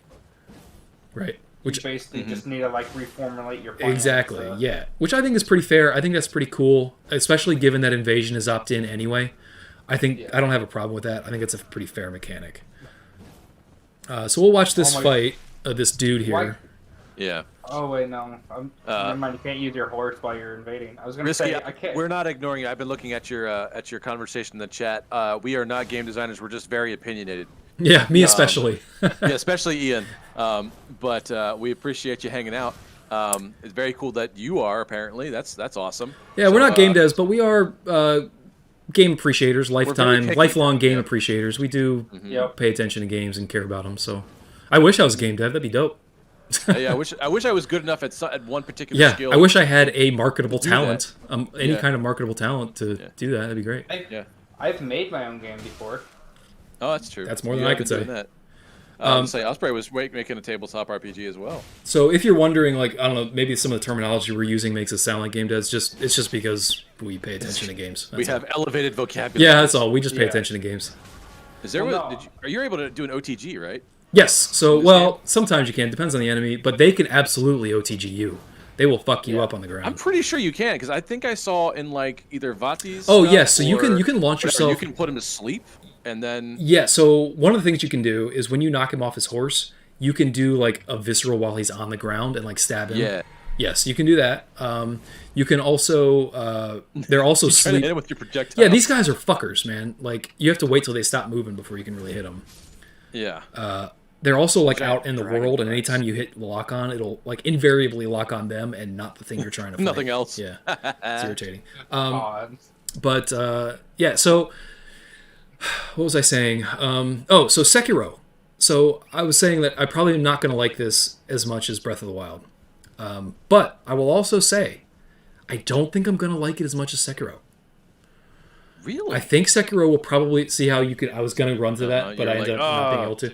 Look, crabs. Same crabs. Exact same crabs. Just as bitchy, too, these crabs. I saw somebody had a video of like crabs everywhere, like they just all come out of like. So in that little lake, you can corral them into one area. They crawl out of the ground in one area, and they're actually not easy to beat because they will kill each other if you group them up. Oh, okay, yeah. But yeah, I don't think I'm gonna like this as much as Sekiro. Again, I fucking love Sekiro, and I think this will probably be my favorite Dark Souls game. If I can find a way around this crummy dodge. However, stop dodging. Just stop dodging. Oh, yeah. Well, I'll just. Your boy took some fall damage. Yes, so that's an example. You can still take fall damage. It takes a lot. You'll notice that I didn't die. Yeah. in Dark Souls, you would have died if you had taken that fall. Oh, for sure. So unless you would, I guess, unless you have the cat ring on, or yeah, or you didn't have any armor on or something like that. But yeah. So okay, let's see. We got about, I don't know, 35 minutes left. Let me move forward a little bit and show you some more interesting stuff. Invasion on Horse, we did that one. Risky, I agree with you. Sekiro is definitely their most unique, like, strayed style game from FromSoft. Yeah. It also just has the best combat, in my opinion. I think it has the best flow state. Where what is it, like, Dark Souls and just basic Souls games in general are more of a chess match, both in one player and PvP. Sekiro 1 doesn't have PvP, so they didn't have to build it that way. But also, it's more of a, I don't know, you can just kind of get a rhythm. It's not even a chess game. It's like it's a rhythm game. It's a rhythm game. Although I will say, I think I completely agree with you, Nate. I think that's true. Though I do think that there are elements of both in both, right? So there is that strategy in Sekiro, but to your point, it's not the main mechanic. It's sort of a satellite mechanic. Mm-hmm. For sure. Yeah. But yeah, I just love Sekiro. I think the combat is revolutionary. I think they sort of stole it for Jedi Fallen Order. It's sort of the poor man's version of Sekiro, and it's great even there. I think it is. To me, that was revolutionary in a way that this game is not revolutionary in the combat. And it's so tight and well built. It's masterfully built and so much fun to just do. It's a game that I go into and still play, even though I've beaten it 7 times. I still go in and play just because it feels good to play. Oh, archers. Yeah. Oh, you got found out, son. I sure did. Don't worry, I'm going to survive. I might die actually in this run. But I was gonna say you're getting lit the fuck up. This is the road to the boss. Obviously, I'm coming here a little bit too early. A little? Just a little too early. Yeah. I have not yet leveled up. Oh, look at that! Does that guy have a warhammer? Is that what I'm seeing? Yes, they've got warhammers. There's a guy with a giant sword. You'll see. There's an even more terrifying weapon here in a minute that you'll see. But yeah, these are basically Lothric knights, but this guy has a hammer. Mm-hmm. You'll see I've switched to 2-hand, Nate. So pay attention to the animation. You'll see that it's pretty quick on startup. So it doesn't have that same startup delay that the 2-handed longsword animation does in the first 3 games. So you figured it out, huh? Yeah. Okay. Yep. I by this time I've been like, fuck. There's got to be a way to do this. So I checked online. Gotcha. Yeah. Ooh. Oh, 1 pixel of health left, Ian. Heal up, homie. Yeah. There you go. Look at these dudes. Both coming at me.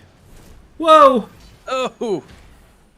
Yeah, I'm leaning on that mechanic, man. So the thing about Dark Souls, and you guys all know this, but for those who don't, having a ranged option, a really powerful ranged option in Dark Souls is a fucking game changer. It is unparalleled in what it can do for you in gameplay wise. Like, if you are having trouble, having a power, this is why magic is so powerful in these games, because if you are not if you're not in danger, it changes the game entirely.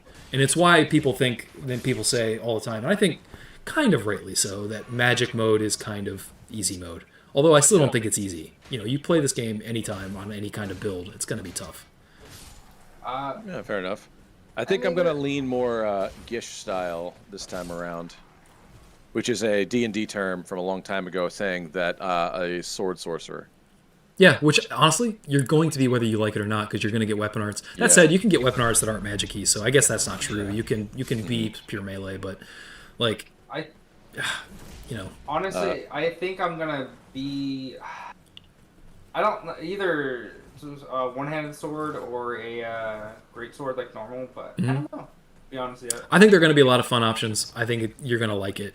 Ooh, did he just like staff charge, like lance charge you with his sword? Yeah, it looked like it. Yeah, I don't know if it didn't look like he was quite half swording, as it were, but it did look like he was like using his sword as a spear. They should put the murder stroke in as a weapon art. That'd smacking you amazing. with the pommel. With the palmer over it, yeah. Upside down.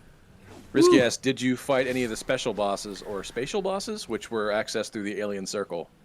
Oh, yes. I think he's referring to like walking into that little that basically teleports you into a different area. And I forget the name of him. But he's like super fast. He fights on all fours. I did fight him, but not in this particular stream. So I didn't get to him until a little bit later. I think it was the Sunday stream. Okay. My first Sunday stream. So I didn't actually have any capture of that. But yes, I did fight him. That was one of my more fun fights. I loved that fight because he was really fast and a big challenge. But yes, I did fight him. I think there was only one of them. But apart from that, the boss that I'm going to now is really the sort of set piece of this whole playthrough. He is a spectacular boss. I think one of the best bosses I've ever played in Dark Souls, honestly. Really? Yeah, in terms of design and how he fights, I think it's just really cool. You can break that thing. Yes, you are breaking that thing. But that said, I still didn't enjoy fighting him because I just didn't enjoy combat in this fucking game because of the dodge. Yeah, I didn't really enjoy the boss fight in this all that much, even though I really enjoyed the boss. I think the boss was really cool. So anyone that likes basically tanking damage and summoning like magic is gonna like this game. Oh, I think more than... this is their game, man. If you like summons, if you like magic, if you like being tanky, if you like big boy strength builds, if you like big weapons, if you like the real classic turtle behind a shield kind of like play as Hovel, like cosplay as Hovel type gameplay of Dark Souls, or you like any kind of magic builds, this is for you. You need to play this game. This is going to be your favorite.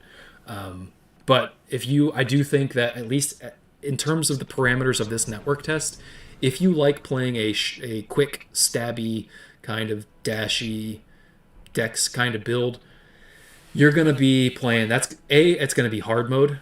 And maybe you don't care about it being hard mode. Like, I don't really mind it if it's going to be that much harder. I'd prefer it not be harder, but if it's going to be harder, fine. But you just want the role. I still want the character to do what I tell him to do when I tell him to do it. That's my biggest problem. Like, I don't like pressing the button and then having to wait for the action to start. It looks like Risky is agreeing with you. Dex main is best build hands down. Yes, thank you. We got a sophisticated human being online here. Also asking, what's your opinion on the fact that you can skip up to 60% of the bosses in the main game? So they love personally they love it because it gives more freedom to speedrunners and for casual gamers. I totally agree. Look, I don't have a problem. I also think it's good for accessibility, right? So like if you are having particular trouble with a boss and you're going to quit the game if you have to fight this boss. Like, sometimes happens to people on other Dark Souls games. Like, they just hit a wall and they don't want to go any further. There's going to be less of that in this game. Yeah. There are still going to be required bosses that you're going to have to fight. Like, this guy, I'm sure, is going to be a required boss. But if out in the open world, if there are bosses that you don't want to fight, you don't have to. That's great, man. Play the game the way you want to play. If you don't want to fight that boss, then don't do it. Then there's no problem with that. I think that's great. I think got summon swords. I think that's a benefit of just open world games in general. So this guy fucked me up immediately. See how it was like, because now I'm overcorrecting. That was an early dodge. Yeah. I'm dodging earlier, and now I'm dodging too early. It seems like when he releases, like he winds up, and then immediately when he releases, that's when you should. That's when I want to. That's exactly what I'm doing. You're exactly right, Nate. Yeah. So I'm waiting for that to actually release and come forward. You cannot wait that long because the dodge will not come out fast enough. It comes out fast enough in Dark Souls 3. It comes out fast enough in Dark Souls 1 to do that. You cannot do that in this game. If you do that, the actual active hit frames, the active frames of his hitbox are too fast in startup from when he starts moving his weapon forward. They're faster than the startup frames on your dodge. So you cannot be reactive for a lot of these attacks because as soon as you react to that attack coming, it's already too late. So you have to anticipate. Yes, he's vicious. You have to anticipate his attack before it happens, and to me, that's less fun. Yeah, I don't enjoy that. Some people don't have a problem with that. That's fine. I get it. I know it's peculiar to me, so that's fine. But for me, I don't enjoy that as much. All right, so we did the road to the boss. Let me skip forward to where I spend a little more time on the field with him, and then we'll switch over to. Look at all these loading screens. Yeah, a lot of loading screens. We'll switch over to my next session after this one. Okay. And we'll look at some items there too before we're done for the evening. All right, sounds good to me. I love all this art too in this loading screens. Like you get all kinds of like cool stuff here.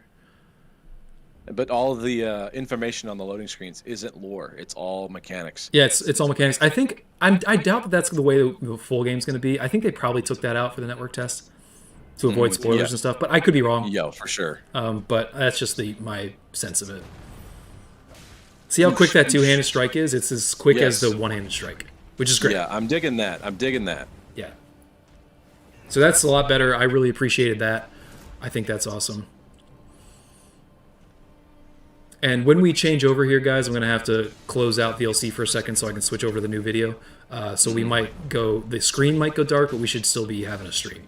The stream should still be on. We'll still, we'll keep you company in the dark. Yeah. It'll be quick. I'll just have to load up the new video.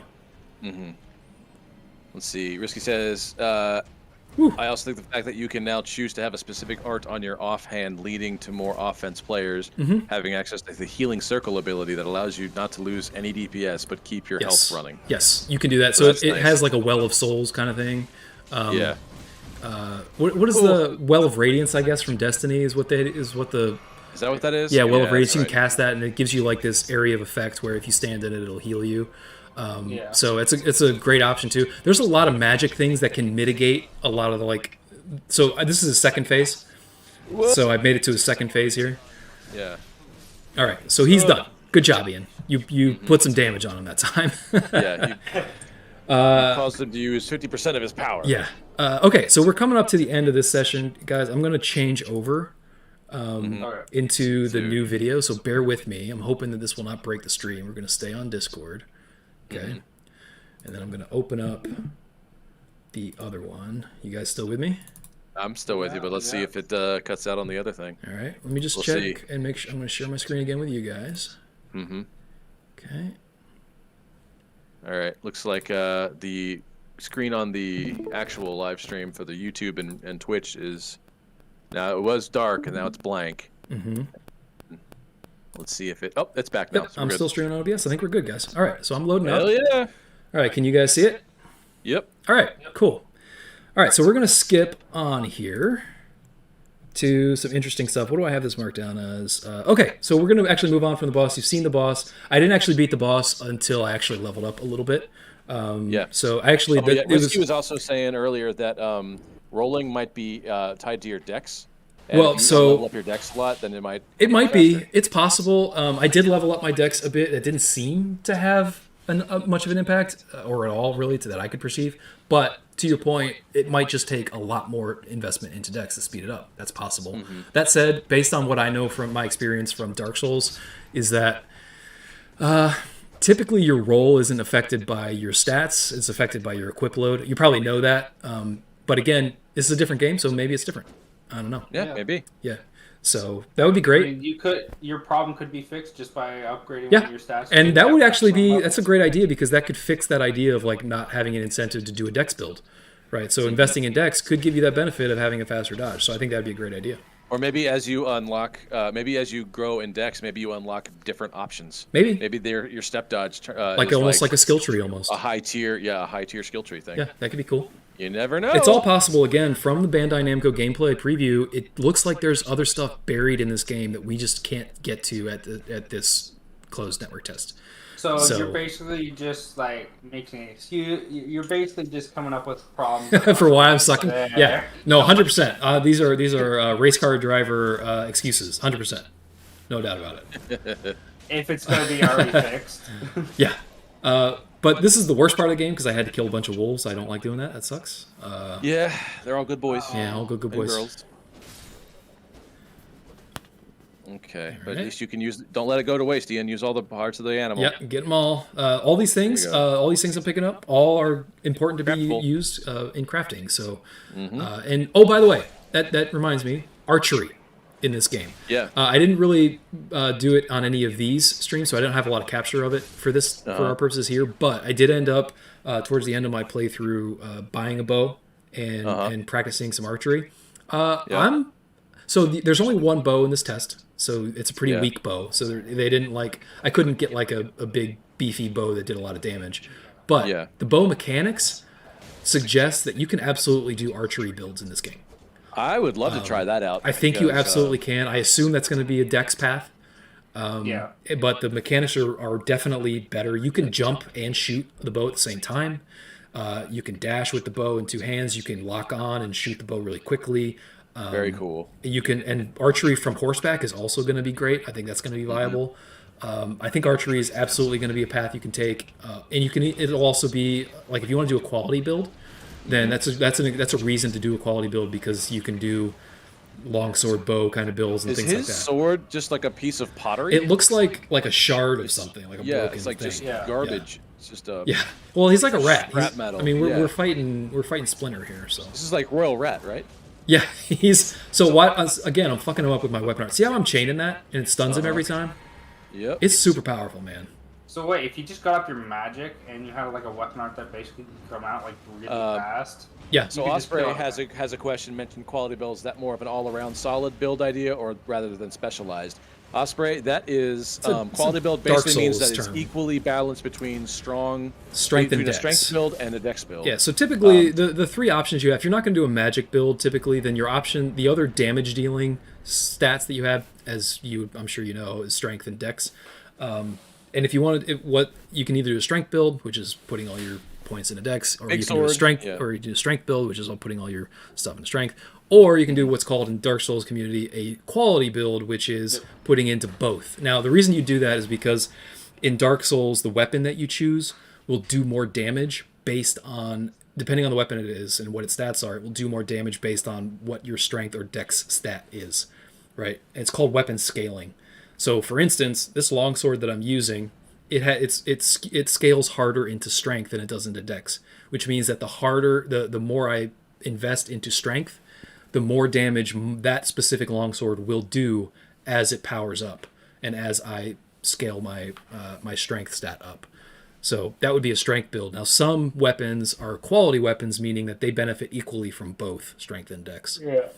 They'll draw from both stats probably. Which for the final incentivizes tally of you. damage. Yeah, which incentivizes you to put points into both strength and dex. So that's just called a quality build. All right, so fuck that what guy. was I Up. going to ask you though? Shit. I had a question for you. Now I forget. Way to go! God damn. Way to go! You right? loser. This is my one shot.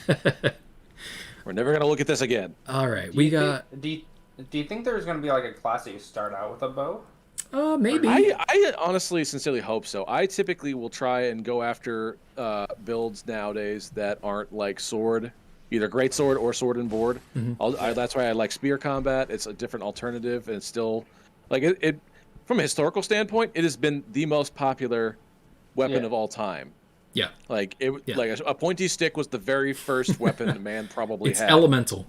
Yeah, so I dig the homage and the the patronage to the OG weapon, but I also would like to try out an archery build, and I think Risky was saying that an archery build is very viable. You can do a light and heavy attack on those, so that's pretty cool. Yep, you can charge you were it saying up. the same thing. Yep. Yep. Absolutely.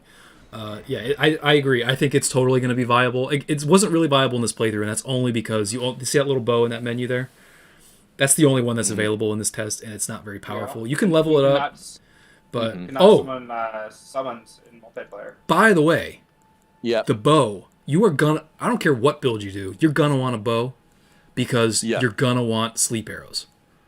Yeah, Sleep that's what I was arrows seeing, is are sleep arrows are OP as fuck. They're more OP than magic, in my opinion. Yeah. Because what sleep arrows will do, one arrow will put any size enemy to sleep for about 45 seconds. Now, That's enough to do what you need to do. anyone who's done combat in Dark Souls, 45 seconds is a fucking eternity. Is an eternity. Oh, yeah. And it's one arrow and it's any enemy. So even like big ass like giant boys, you hit them with one sleep arrow, they're done. Mm-hmm.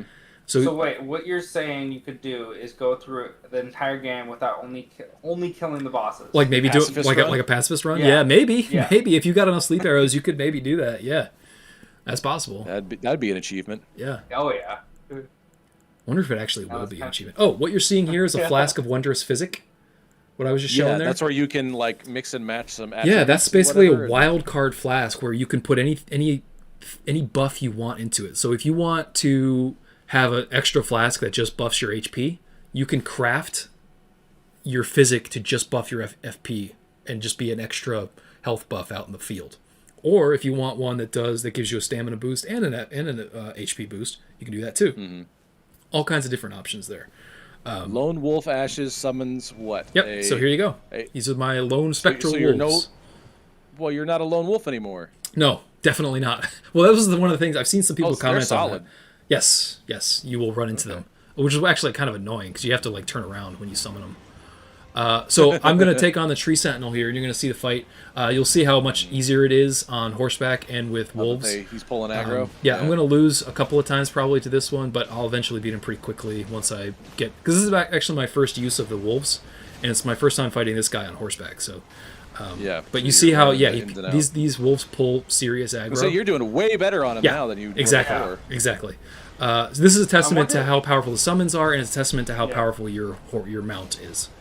I wonder if you can ever get his full armor set. I don't know. Maybe. You can't in this stream, but to your point, it's possible that you might be able... Now, I will say that it does seem like there's more than one Tree Sentinel out in the world. In the gameplay preview, we saw this guy here at this location, but we also saw another one just like him at that really fall-y, like orangey yellow area. So I think there's more. I think the Tree Sentinel is going to be a recurring. He's like a Lionel, I think, from like Breath of the Wild. Can you buy armor? Can you look different? Like buy different gear for yourself? Yes, and I ended up getting all the different types of gear that were available in this text. Just not here in this capture. What ended up happening is I ended up not capturing my other 3 sessions with this, mainly because it was causing even more delay on the dodge than there already was. And it was like, dude, that's too much. But also because I don't know. I wanted to switch my setup. I didn't want to play on my desk monitor anymore. I wanted to move it to the big screen because I wanted to see this in 4K. In but obviously it's not this. I can't. This doesn't actually display in 4K on the PS4, but it was going to look better if I could sit up close to a big screen TV. So okay. So this is So this is the next run on the Tree Sentinel. You'll see this is really demonstrative of the power of the mounts and the power of the wolves. They're drawing a shit ton of aggro, and they're doing damage, and they actually stay on the field for a fair amount of time. Yeah, no kidding. You just lost one. So so each one. So if you have a group of like 3 summons, each one has their own separate HP bar, which is nice. Yes, exactly. Yeah, they don't share a health pool, so when one dies, it's just the one that dies. Yeah. All right, that's 2 down. Mm-hmm. He does have an AOE though. That's really making short work of him. Yeah, he does. There comes a point in the fight where he just like gets done with them, and he does that slam down. And then they just vanish. You'll also see, I think he unhorses me in this fight. So you'll see what happens there. The horse can die, but it's a spectral horse, so you can recall the horse. The horse doesn't die permanently. They just like go off into the ether. That said, when you do get dismounted... he just destroyed the tree. Yes, a lot of the environments are destroyable too. Which is apparently really cool. he can take down buildings and stuff too. Yes. Which That church over there, where the merchant is, that's the Church of Ella. If you lead him into that church, he will chase you and knock that church down, which is really cool. It's really cool to watch. Gorse goes poof, but can be resummoned, or you can use one of your flasks, right, to heal him up. Yes. Oh, not your flask though. You can craft an item from berries that you find in the world that you can equip, and if you use those, you can feed those to your horse while you're on the horse, and your horse will get healthy. Oh, good. Yeah. So do you think there's going to be more than one ending like there is in Dark Souls? Probably. Yeah, I think there probably will be. Almost every single Dark Souls has always had. I mean, and Sekiro had 4 different endings, so I'm expecting this one to have different endings too. I'm at least expecting 4. Yeah. Maybe more. Yeah, there might be actually more, given that it's open world. There's going to be a lot of options, a lot of different ways to play. But this guy's obviously done. Woo. Get fucked with magic, homie. Later. Hey. Foe vanquish. So you see how it says foe vanquish there? Yep. Yeah. In the world, there are basically 3 different classes. Based on what I've seen, there's 3 different classes. Look, I'm jumping for joy. 2,900. Yeah. There's 3 different classes of. Pick up your old runes, boss. man. What the hell? There are foes, great foes, and then like main bosses. So, he was just a foe. He wasn't a great foe, and he was a tough boy. So. Gotcha. This NPC over here, he's a real asshole. Mm-hmm. He's the guy that tells you to go die in a ditch somewhere. Yep. Yeah, I killed him. You killed him. Yeah, it was the last thing I did in the stream. I was saving it to the last because I was watching the clock great. and it was going to end at like 1 o'clock in the morning my time. So I stayed up until 1 o'clock in the morning, and right before the clock This is ran like, out, get fucked. I killed him because he's Does an he asshole. die pretty quickly, or does he? No, like- he's actually kind of a tough little boy. He puts Oh, up a really? fight. Yeah, I mean I fucked Okay. him up. By that time I was like super powerful, Yeah. so you know he got fucked. But he did not die in one. I'll tell you that. Okay. Okay, so we Good to know. killed Tree Sentinel. Let me take you to another weird ass enemy. Okay. Where is he? He's gonna be at 28. Here we go. Plants. Yeah. Yeah. Oh, can't go that way. Nope. Bummer. See how I'm like looking at stuff? I actually put stuff up, put like markers on my map because I wanted to go find them, and then like I'm running to them. I see them off in the distance, and then that wall comes Yeah. up. It's like a troll because they don't bring that So- wall up until you're like right next to it. It's so annoying. So I think What one other thing they could do for themselves to make everything more customizable is having a color dye system. Oh, to Like, I change the think- color I of think your be able to gear, change it. Yeah. like in Breath of yeah. the Wild. Yeah. Yeah, I think that'd be cool. I doubt that they would ever do that. That does not sound Yeah. like They've never done it anything It doesn't else. sound But like a FromSoft type of thing. But I agree. That I'm would just be saying cool. they should. agree. It'd be fun. Yeah. So that's about the limit. I'm finding the limits of the range on this magic attack here. I wonder Yeah. if there will be a thing, a talisman or something where you can increase the limit. Might as well Maybe. go for it. Yeah.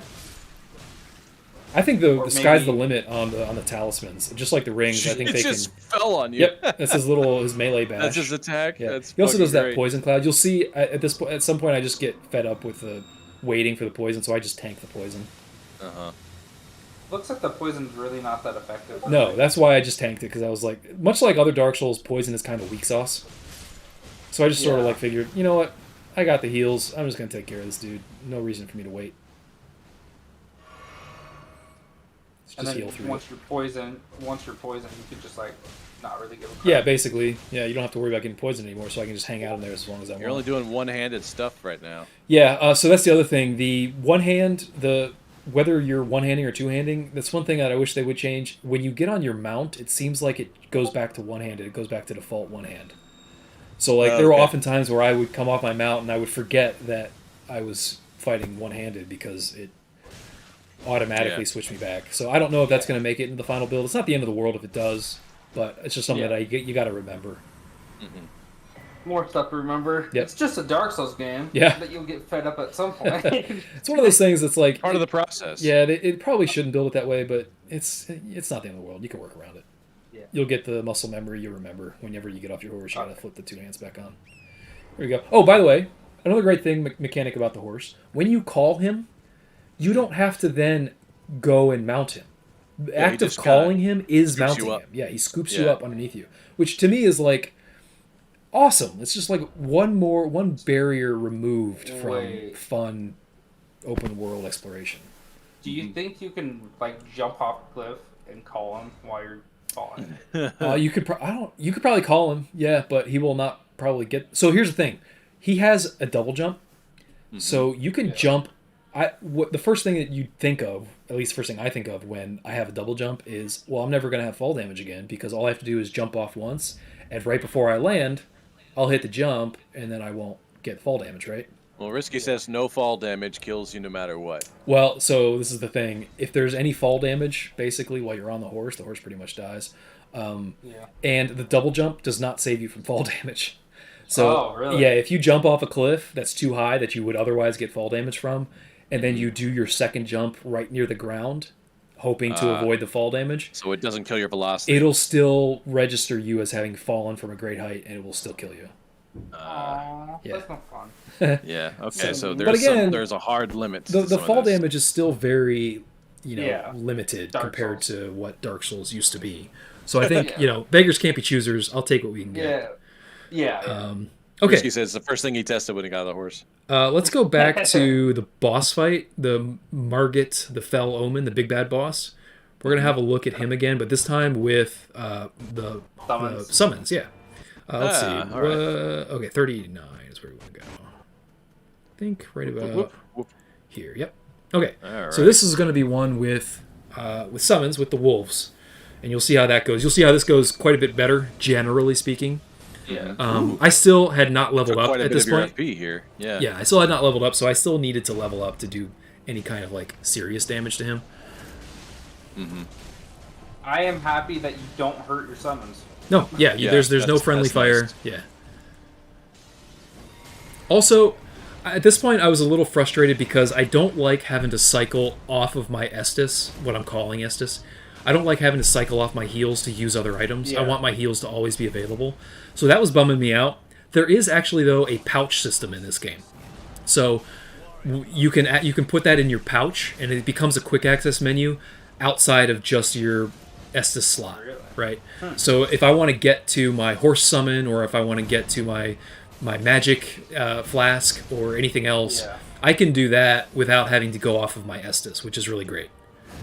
And I didn't learn that until like a stream after this, so I'm not actually using that in this. But that actually helps a lot, especially in boss fights when you have to manage your FP and your HP at the same time. Yeah. Did you ever try to see if we can summon the same summon twice? Yes, I tried that. I think you Souls. can. First of all, your previous look how much better I did, by the way, on him that time. Yeah. Real champion, you can co-op full game, man. Welcome to the Yeah. stream, by the way. Yeah, you can pretty much co-op the full game. There are some limitations here and there, some fencing around that, but generally, yeah, you can pretty much co-op the whole thing. But what were you saying, Gaming Fish? What were we talking about? Summoning the same summon over. Oh, yes, summoning the same summon. So I believe that you can. However, you can't resummon while they're still on the field, for one. So they all have to be off the field, I think. But also, I think more importantly, you have to have enough FP back in order to do it. But I'm not sure about that. I didn't actually try to resummon, so I don't know that I can actually tell you for sure whether or not you can resummon. Because I was like thinking like you can have the doggo summon, like the one you're using, summon them, pop an FP bottle, summon them again while they're already out there. And Yeah, I don't think you can do that. I think that would probably be game breaking because these guys are already kind of OP. I think if you could double summon, that would be kind of stupid. I like the idea. Like the idea isn't stupid, but in this game, the way it's tuned, it would cause it to be stupid. Yeah. Okay, so you can resummon. Cool. Yeah. Could you use? I think you can. That's again, I don't know if that's actually possible. I never upgraded my FP enough to like have enough FP. Like I got one summon in this game that I was never able to summon because I never upgraded my FP enough to afford it. Which one was it? It was Like a you can summon a mercenary. Those guys out on horses out in the world that I keep fighting. You can summon one of those guys who are really beastly, like they're beefy boys, but they cost like an entire FP bar to summon.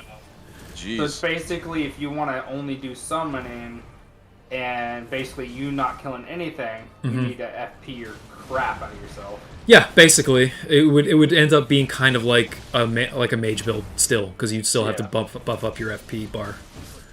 Yeah. But you see how much better I'm doing now that I've got A, my longsword, B, my two-handed, C, my summons, and all that shit. So. Yeah. But I actually don't beat this guy until I think the next session after this, the next morning. So my third session. So I put 2 levels into strength, and I went back and do you keep your save character each time? What do you mean? Like, did you keep this? Are you able? Does your character get ported over to the next? Oh yes. Each session. Yeah. So this is the same. So what we're watching now is my second session, and it's the same character that we were watching earlier, which was from the first session. Yeah. Okay. All right. Let's see. And this is the boss to get into the Stormhill Keep, right? Stormvale Castle, yeah. So you have to beat him to get into Stormvale Castle. Which, by the way, Stormvale Castle, amazing. Once you get in there, I highly recommend exploring everything because there are awesome bosses in there, all kinds of cool enemies. It's a classic Dark Souls like area, like all the Dark Souls stuff that you're used to. It's exactly like that, and it's very cool. Gotcha. All right, so let me now move to. Risky, you're addressing Ian. I'm Nate, and then CP Quest, aka Gaming Fish, is also in the background. Then Tom's lurking in the background somewhere. He's Remora in the chat. He's a lurker. Yeah. I think he's been trying to speak, but we can't hear him. No, you're fine. I'm here. I'm doing more tech stuff in the background while y'all are talking. Okay. So Risky asks, did you ever beat the boss outside the White Wall? The White Wall. Which one was that? Give me more details, because I'm pretty sure I beat every boss in this.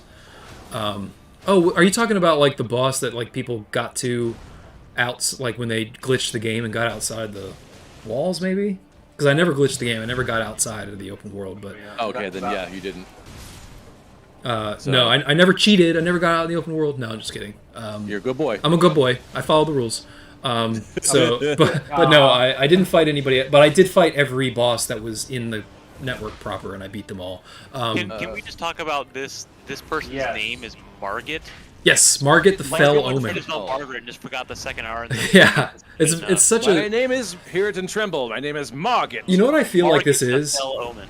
I feel like this is an example. Like it's sort of like the way that people name that Capcom names people in Resident Evil, which is like this is what they think American names sound like, or like European names sound like. What is it?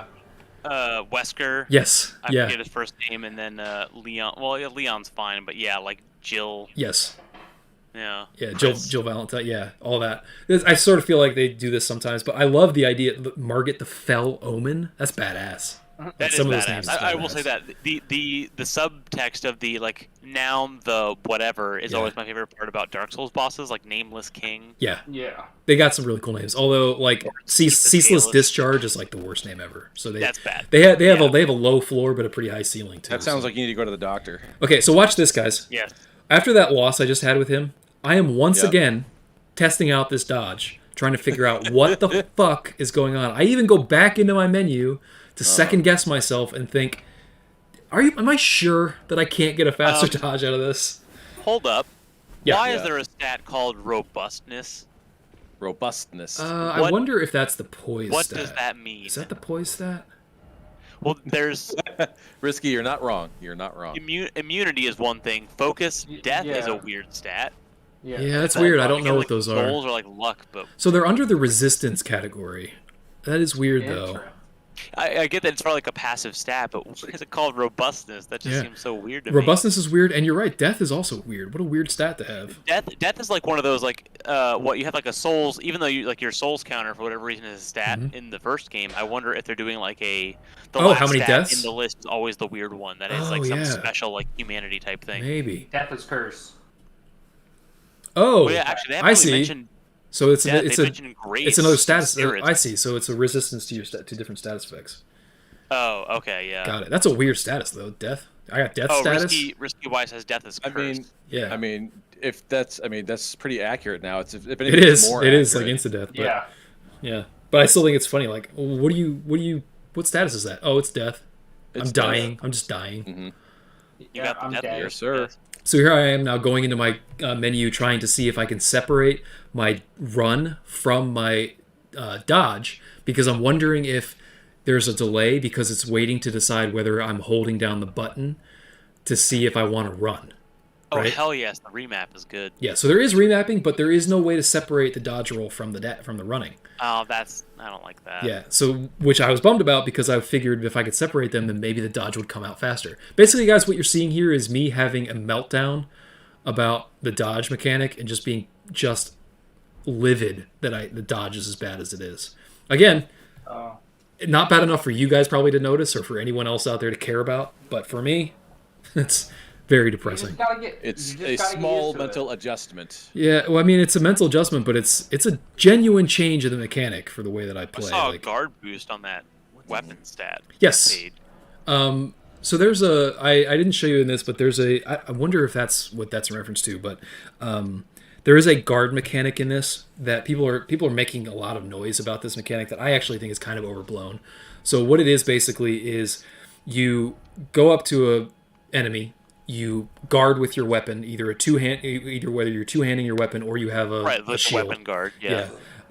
Or you can do it with a shield, but you basically just take a hit, a guarded hit, and then immediately hit R2, your heavy, and that will do a big poise breaking attack. It'll trigger a big poise breaking attack on your enemy, and if your enemy, so like right out of like a weapon guard, Exactly. like a big hit. Yeah. It's like a kinetic Yeah. transfer And of now, energy or something like that. it's Okay. not actually like a big visceral attack. It doesn't. What it's doing is it's breaking their poise. It's because every enemy in this has their invisible poise bar. Oh, right. And if they're a small enough enemy, it will break their guard, and then you can get a crit on them. much like a backstab or a visceral in Bloodborne. But this one, again, it's useful for scaling up their poise damage, but against a bigger enemy, it can be it's often not worth it, because especially if you're two-handing a weapon, you're taking big chip damage when you're receiving that hit, right? Yeah. So you have to weigh that plus minus. You have to weigh those pros and cons, whether or not it's worth taking that chip damage. With a shield, it's worth more with a shield, because if you have a good shield, a decent shield, you'll pretty much absorb the full hit. Yeah. But then, of course, you have to have enough stamina to deal with that, because taking a hit with a shield will also fuck up your stamina too. So it's a useful mechanic. I'm glad it's there, but I don't think it's as big a change as people are saying or making it out to be. It doesn't seem like it's like breaking the flow of combat as much. It's really not. And I think the biggest problem is people are comparing it to the poise system that's in Sekiro, and that they're comparing it, which is weird because it's totally different. Like, poise here has very been a different thing for a while. Poise in Sekiro is literally like a bar comes up and shows you. Poise here is more passive and silent. It's also something that you can actively manage, and you can get poise, you can get that stamina bar, that poise bar up on your enemy without yourself taking damage, right? Whereas in this, again, if you're only two-handing a sword, you're going to take damage if you're using that guard mechanic. So to me, it's really not like Sekiro at all. I think anyone who says it's like Sekiro, it's only superficially like Sekiro. It's not really like Sekiro. Yeah. So anyway, I'll move on to the last. It says robustness is your resistance to hemorrhage and frostbite. The fuck is this thing? Weird. Oh, that's Forested Druid. Yes. So we're here doing a kind of a review. What really. the fuck? We're coming up to the end here, guys. I'll just talk about this guy, and then we'll move on to one more dungeon, and then that'll probably wrap it up. But this guy here, he's really cool design, because you'll see in the middle of his open stomach there, this guy actually, they have two of these guys that are pulling I've seen pictures of him. And I ended up taking them out, but you'll see when you see them in game, they actually, the way they're attached to the wagon, they've got like, fall death. Dead. There you go. There's fall damage for you. Wow. Yeah. Attack on Titan's new season looks weird. The way that they are attached to the wagon is that they've got these harpoons that go through their spine into their stomachs. Right. And you can see them coming out the other end. It's like, it's great. They're like that classic FromSoft, like dark fantasy design. It's all here. Like it's awesome. It's just great. Okay, last thing I'm going to show you guys is that last dungeon. And that is at 101. So here we go. All right, here we go. Screen art looks cool. Do you remember in the beginning when I showed you that little statue that was pointing towards the dungeon? This is the one. Yeah. So there you go. Oh, interesting. Yeah. Okay, so yeah, this will, I think, be the last one, and then we can wrap it up because I think we're at end of time here. But we're past, but who cares? It's fucking Elden Ring. So I'll just closing thoughts on this while we watch this. Real quick, Risky Y, thanks for hanging out. If you want, you can join our Discord, which I think I posted a link to in the chat. Yeah, come by. But feel free to come back. We do Dark Souls every Tuesday. We do Torture Tuesday with Dark Souls. FromSoft games, pretty much. and other hard games. Ian and them are all putting me through Dark Souls 1 right now. I also have a playthrough of Dark Souls 3 if you're curious. Yeah, exactly. You can go check those old VODs. Oh, awesome. Right Thanks. Cool. Okay, so thoughts overall on this game. I'm really excited about it. I feel better looking at that gameplay demo, understanding that we're probably going to get better dodge mechanics at some point later in the game. And honestly, that's all I really need to get me super hyped about the game again. Even without that, I think I will still enjoy it. I don't think it will be my favorite FromSoft game unless they fix that for me. But I do think it's going to go down in history generally as probably everybody's like favorite of all time. And I think it'll deserve it. I do. I think it's going to be that good. Objectively, I think it is that good. Obviously, there are some little picadillos that I personally have, but I recognize that that's me being a weirdo. And a very peculiar person.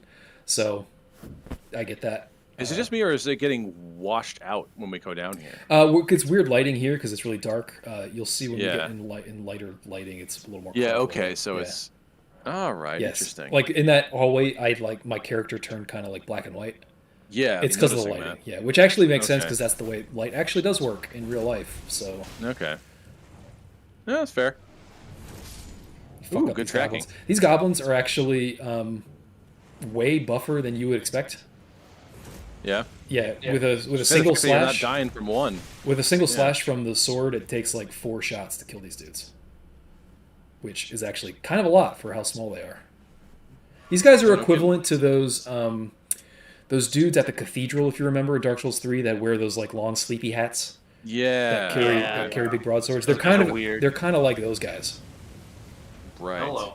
They carry weapons too big for themselves. They carry exactly, and they come out of nowhere. They hang up in the rafters and they fall on top of you. Seth Yeah. Larson, yes. This isn't a live stream of the game. This is recorded capture. footage from the capture from the first and second sessions of the network beta test. We're just this is what I've been dubbing a live review. We're going back through it and talking about it because we all didn't Yeah. play it together. So our commentary here is live. Yeah. But did you see that guy hanging out in the rafters? That motherfucker, Yeah. just He's chilling up hanging, there. But waiting did you for to also walk see by. that I got him by jumping to get him? I jumped in the Yes. air and Dude, there's whacked him probably out of the air. I hope there's like a punching weapon that does let you do a Shoryuken. Oh, Just God. doing SRKs across the open world. Yes. I want to do it. I want to do it. I can't wait to see if there's actual mimics, to be honest. I'm Yeah, sure when I there s- have to be. I'm sure there. I will saw be. you open to one chest, and initially I was like, "Oh, no checking for I the checked. mimic chain." I did huh? check for the mimic chain. There was no chain, so I just went up for it. Got it. Yeah, well, that's my one thing. If the mimics are exactly the same, I'm like, okay, well. I wouldn't be but surprised if they're- they were. Honestly, so much about this Yeah. game is exactly the same. They I would definitely not be made a surprised. I bunch think the of different philosophy is, if monsters. it's not broke, don't fix it. Yeah. Which, in some ways, I think is good, but I also think that they missed an opportunity to kind of move the form forward a little bit. So, I wish they could have been a little less conservative about that. I wish they, as I said before earlier in the stream, I wish that they had maybe added a weapon parry or maybe a dash mechanic. So watch how tough this room is with these dudes. Yeah. I think there's 3 of them in here ultimately. Is it just the 2? It might just be the 2, but these guys are like Even little bitches. Little bitches. I like the statue-esque theme seems to be prevalent throughout. Some They're of like these little enemies, like, gargoyle goblins. Yeah, a these are lot little of them feel gargoyles, they're yeah. like half statue, half like awakened construct type Yeah, deal. they're like the little gargoyles from Hunchback of Notre Dame. Oh, Notre yeah. Dame. Exactly. Notre Dame. Notre Dame. Yeah. Rejection. So that's a Rejection. spell I just picked up, which is pretty cool. Boris the Druid. I wonder if there's like a horse build. I would be really Interesting. interested to see if like horse Interesting. damage would be a build. That'd be Like sick. a cavalier build. So Horse he- only run. That's an interesting idea. Horse. Here's what I'll say about that. I doubt it.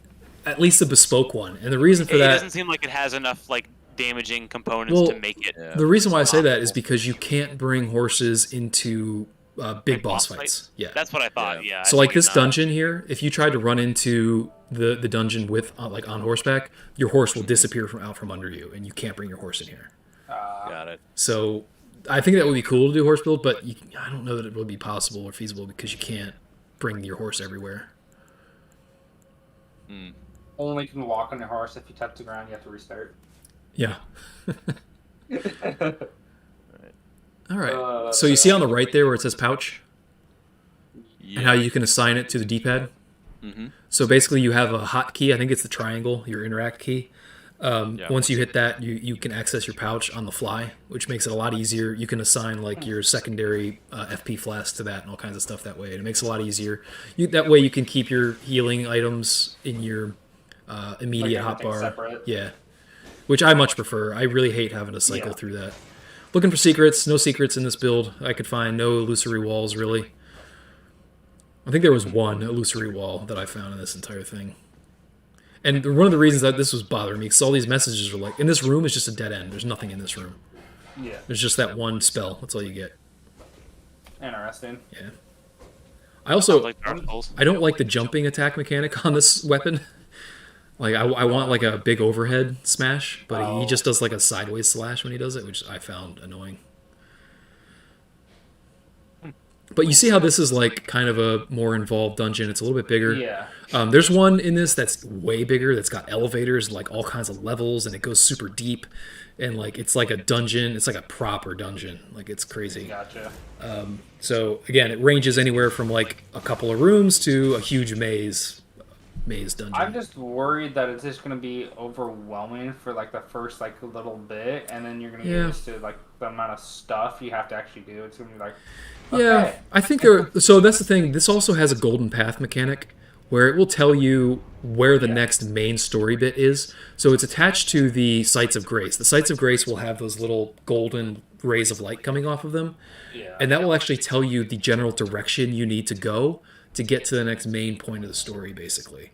So if you don't want to get distracted by the rest of the open world, if you don't want to, yes, it's like the wind in Ghost of Tsushima. It kind of gives you a guide if you just want to do the main path and don't want to get distracted. If you are being overwhelmed by stuff and like all that, it can probably be a helpful guide there. Also, you're not getting a quest list like you do in Ubisoft games, right? Mm-hmm. So you don't have like this checklist of things you need to go through. Often, this is like all the other Dark Souls, where you'll be out in the world playing, run into an NPC, and realize in the moment that you are and have been on a quest that you didn't even know you were on. Right? Like you've been actively being part of this quest that you didn't know that you were contributing to until you talked to this NPC. Right? Yeah. Which I think is great Dark Souls storytelling. I think that's a great way to do an open world. I think that's way more organic, immersive. And to your point, Gaming Fish, it makes it much less intimidating, because then you're not like, oh man, I've got so much shit I got to do. Like you don't feel like you've got this to-do list that I got to get it all done. So it feels much more, organic and streamlined and. Mm-hmm. That's always been like my worry about open world games, because I played Skyrim, Oblivion, all these other games that have been open world, and it's just like, that's a lot of shit to do. Yeah, you definitely. I never once. I know this is just a small network test, but Charmander cat stat. Relatively, it was a huge network test, but generally it was a small slice of the game. I did not have any of that feeling of being overwhelmed with a checklist of shit to do. It was all just like, hey, there's a thing out there that looks cool. Let's try that. And if I'm not interested in that, I'll just skip it. And you never know what you miss if you miss it. So you never have that anxiety of being like, well, I didn't do this. See how easy that was? You didn't one. Yeah. One and done. Glint Sword Arch, I'll show you this one in a minute. This is a little more magic-y. Mm-hmm. It's very cool. It's very, very powerful. It's got this tracking mechanic on it. But, yeah, it's very cool. I like that the messages have not changed over the games. I don't think those are ever going to change, to be honest. Also, one note about the respawn. After you die, obviously they got the classic mechanic that you will respawn back at the last bonfire that you spawned at last time. Mm-hmm. But if you die anywhere near what's called a Stake of Marika, you will get the option when you die to respawn there or at the last bonfire that you rested. Oh. And so what that ends up amounting to is pretty much at any big boss fight or any big dangerous place, there will be a Stake of Marika there, so that when you die there, you're not going to have that big run back to the boss that you're used to. Yeah. Almost all cases, at least everything at least in this network test, I never had a boss run. It was always like respawn right close to the boss. You never really have to worry about that stuff. All right, so I'm going to go equip that Glint Sword Arch thing, that new weapon art, and we'll show you that, and then that's probably where we'll end. All right, sounds good. As we're getting wrapped up here, thank you all for hanging out with us. This is a really cool stream. We thought we would change it up a little bit. Usually Tuesdays are our Torture Tuesday nights, where Ian makes me play a game he knows I will cry about, and it's typically a FromSoft game. We had some Tranquil Tuesdays with Cherie playing Ori and the Will of the Wisps. Summon Swords. I love that. Sir. Very cool. Very cool. And only summons 4, it looks like. Yes, it only summons 4. It tracks and it doesn't fire until it's within range of any enemy. Of an enemy? Yeah. Yeah. That is cool. Yes. If you're interested in any of our FromSoft games, either go check out the ones we've previously recorded, or come join us next Tuesday while I flail about in futility. I believe I'm still being chased by skeletons through some mound hill or something. Otherwise, I guess we'll catch. Hopefully you catch one of our previously recorded playthroughs. Yeah, and we do like Nate said, we do Dark Souls. Right now, we're in the middle of Dark Souls 1. So if you tune in on Tuesdays, Tuesday nights at 6 Eastern time, And then I also have a Sekiro playthrough. yeah, go And check we out just those finished, VODs as well. Earthbound too. And we just You finished can watch Earthbound. Anna Yeah. play Earthbound, which is very funny. Oh God, yeah. One And I'm more learning thing. she does not like RPGs. One more thing before we leave. I want to Yep. show you the Ashes of War mechanic again. So you see in this menu, you can choose the affinity. So you see standard, Yeah. but right now I've highlighted magic. So do you see? Look at under attack power where it says physical. Yeah. 86 plus 23. That's the normal. That's when it's a strength build. If you go with the magic option on the Ash of War, you see how it changes. If you look at the attribute scaling, it changes it to a B of intelligence. So now it's an intelligence weapon. Oh wow, that's Oh. You see how that I works? love that actually. Yeah. Yeah. And you can choose. If you don't want Yeah. that intelligent mechanic, you can just flip to standard and you go back to your regular 86-23 Fell Knight's gonna physical be a with thing. a regular strength and dex. So Very cool. there you go. Hell yeah. Well, all right, All right, guys. yeah. What do you say Good. we call it here? Thanks, everyone, for checking out our first live review, I guess. And we will probably be playing a hell of a lot of Elden Ring when it comes out. I'm probably just going to get on and start live streaming like when it comes out. Day one, probably. Yeah, I want to join you up on that one. I'll probably Yeah. be live streaming throughout. We'll probably just do a whole crew. And special thanks to Tom for coming through big time on the Yes, code and thank you, getting us Tom. in. So. Always. Thank Bandai Namco for Yeah. randomly selecting me to do it after I said that the only game I had fully beaten was 1 and it was partway through 3. Yeah. Well, all right, guys. That should do it for tonight. Hang out with us on our Discord anytime you'd like. Pose questions, recommendations, suggestions. We're always all ears. And yeah, we'll see you guys around.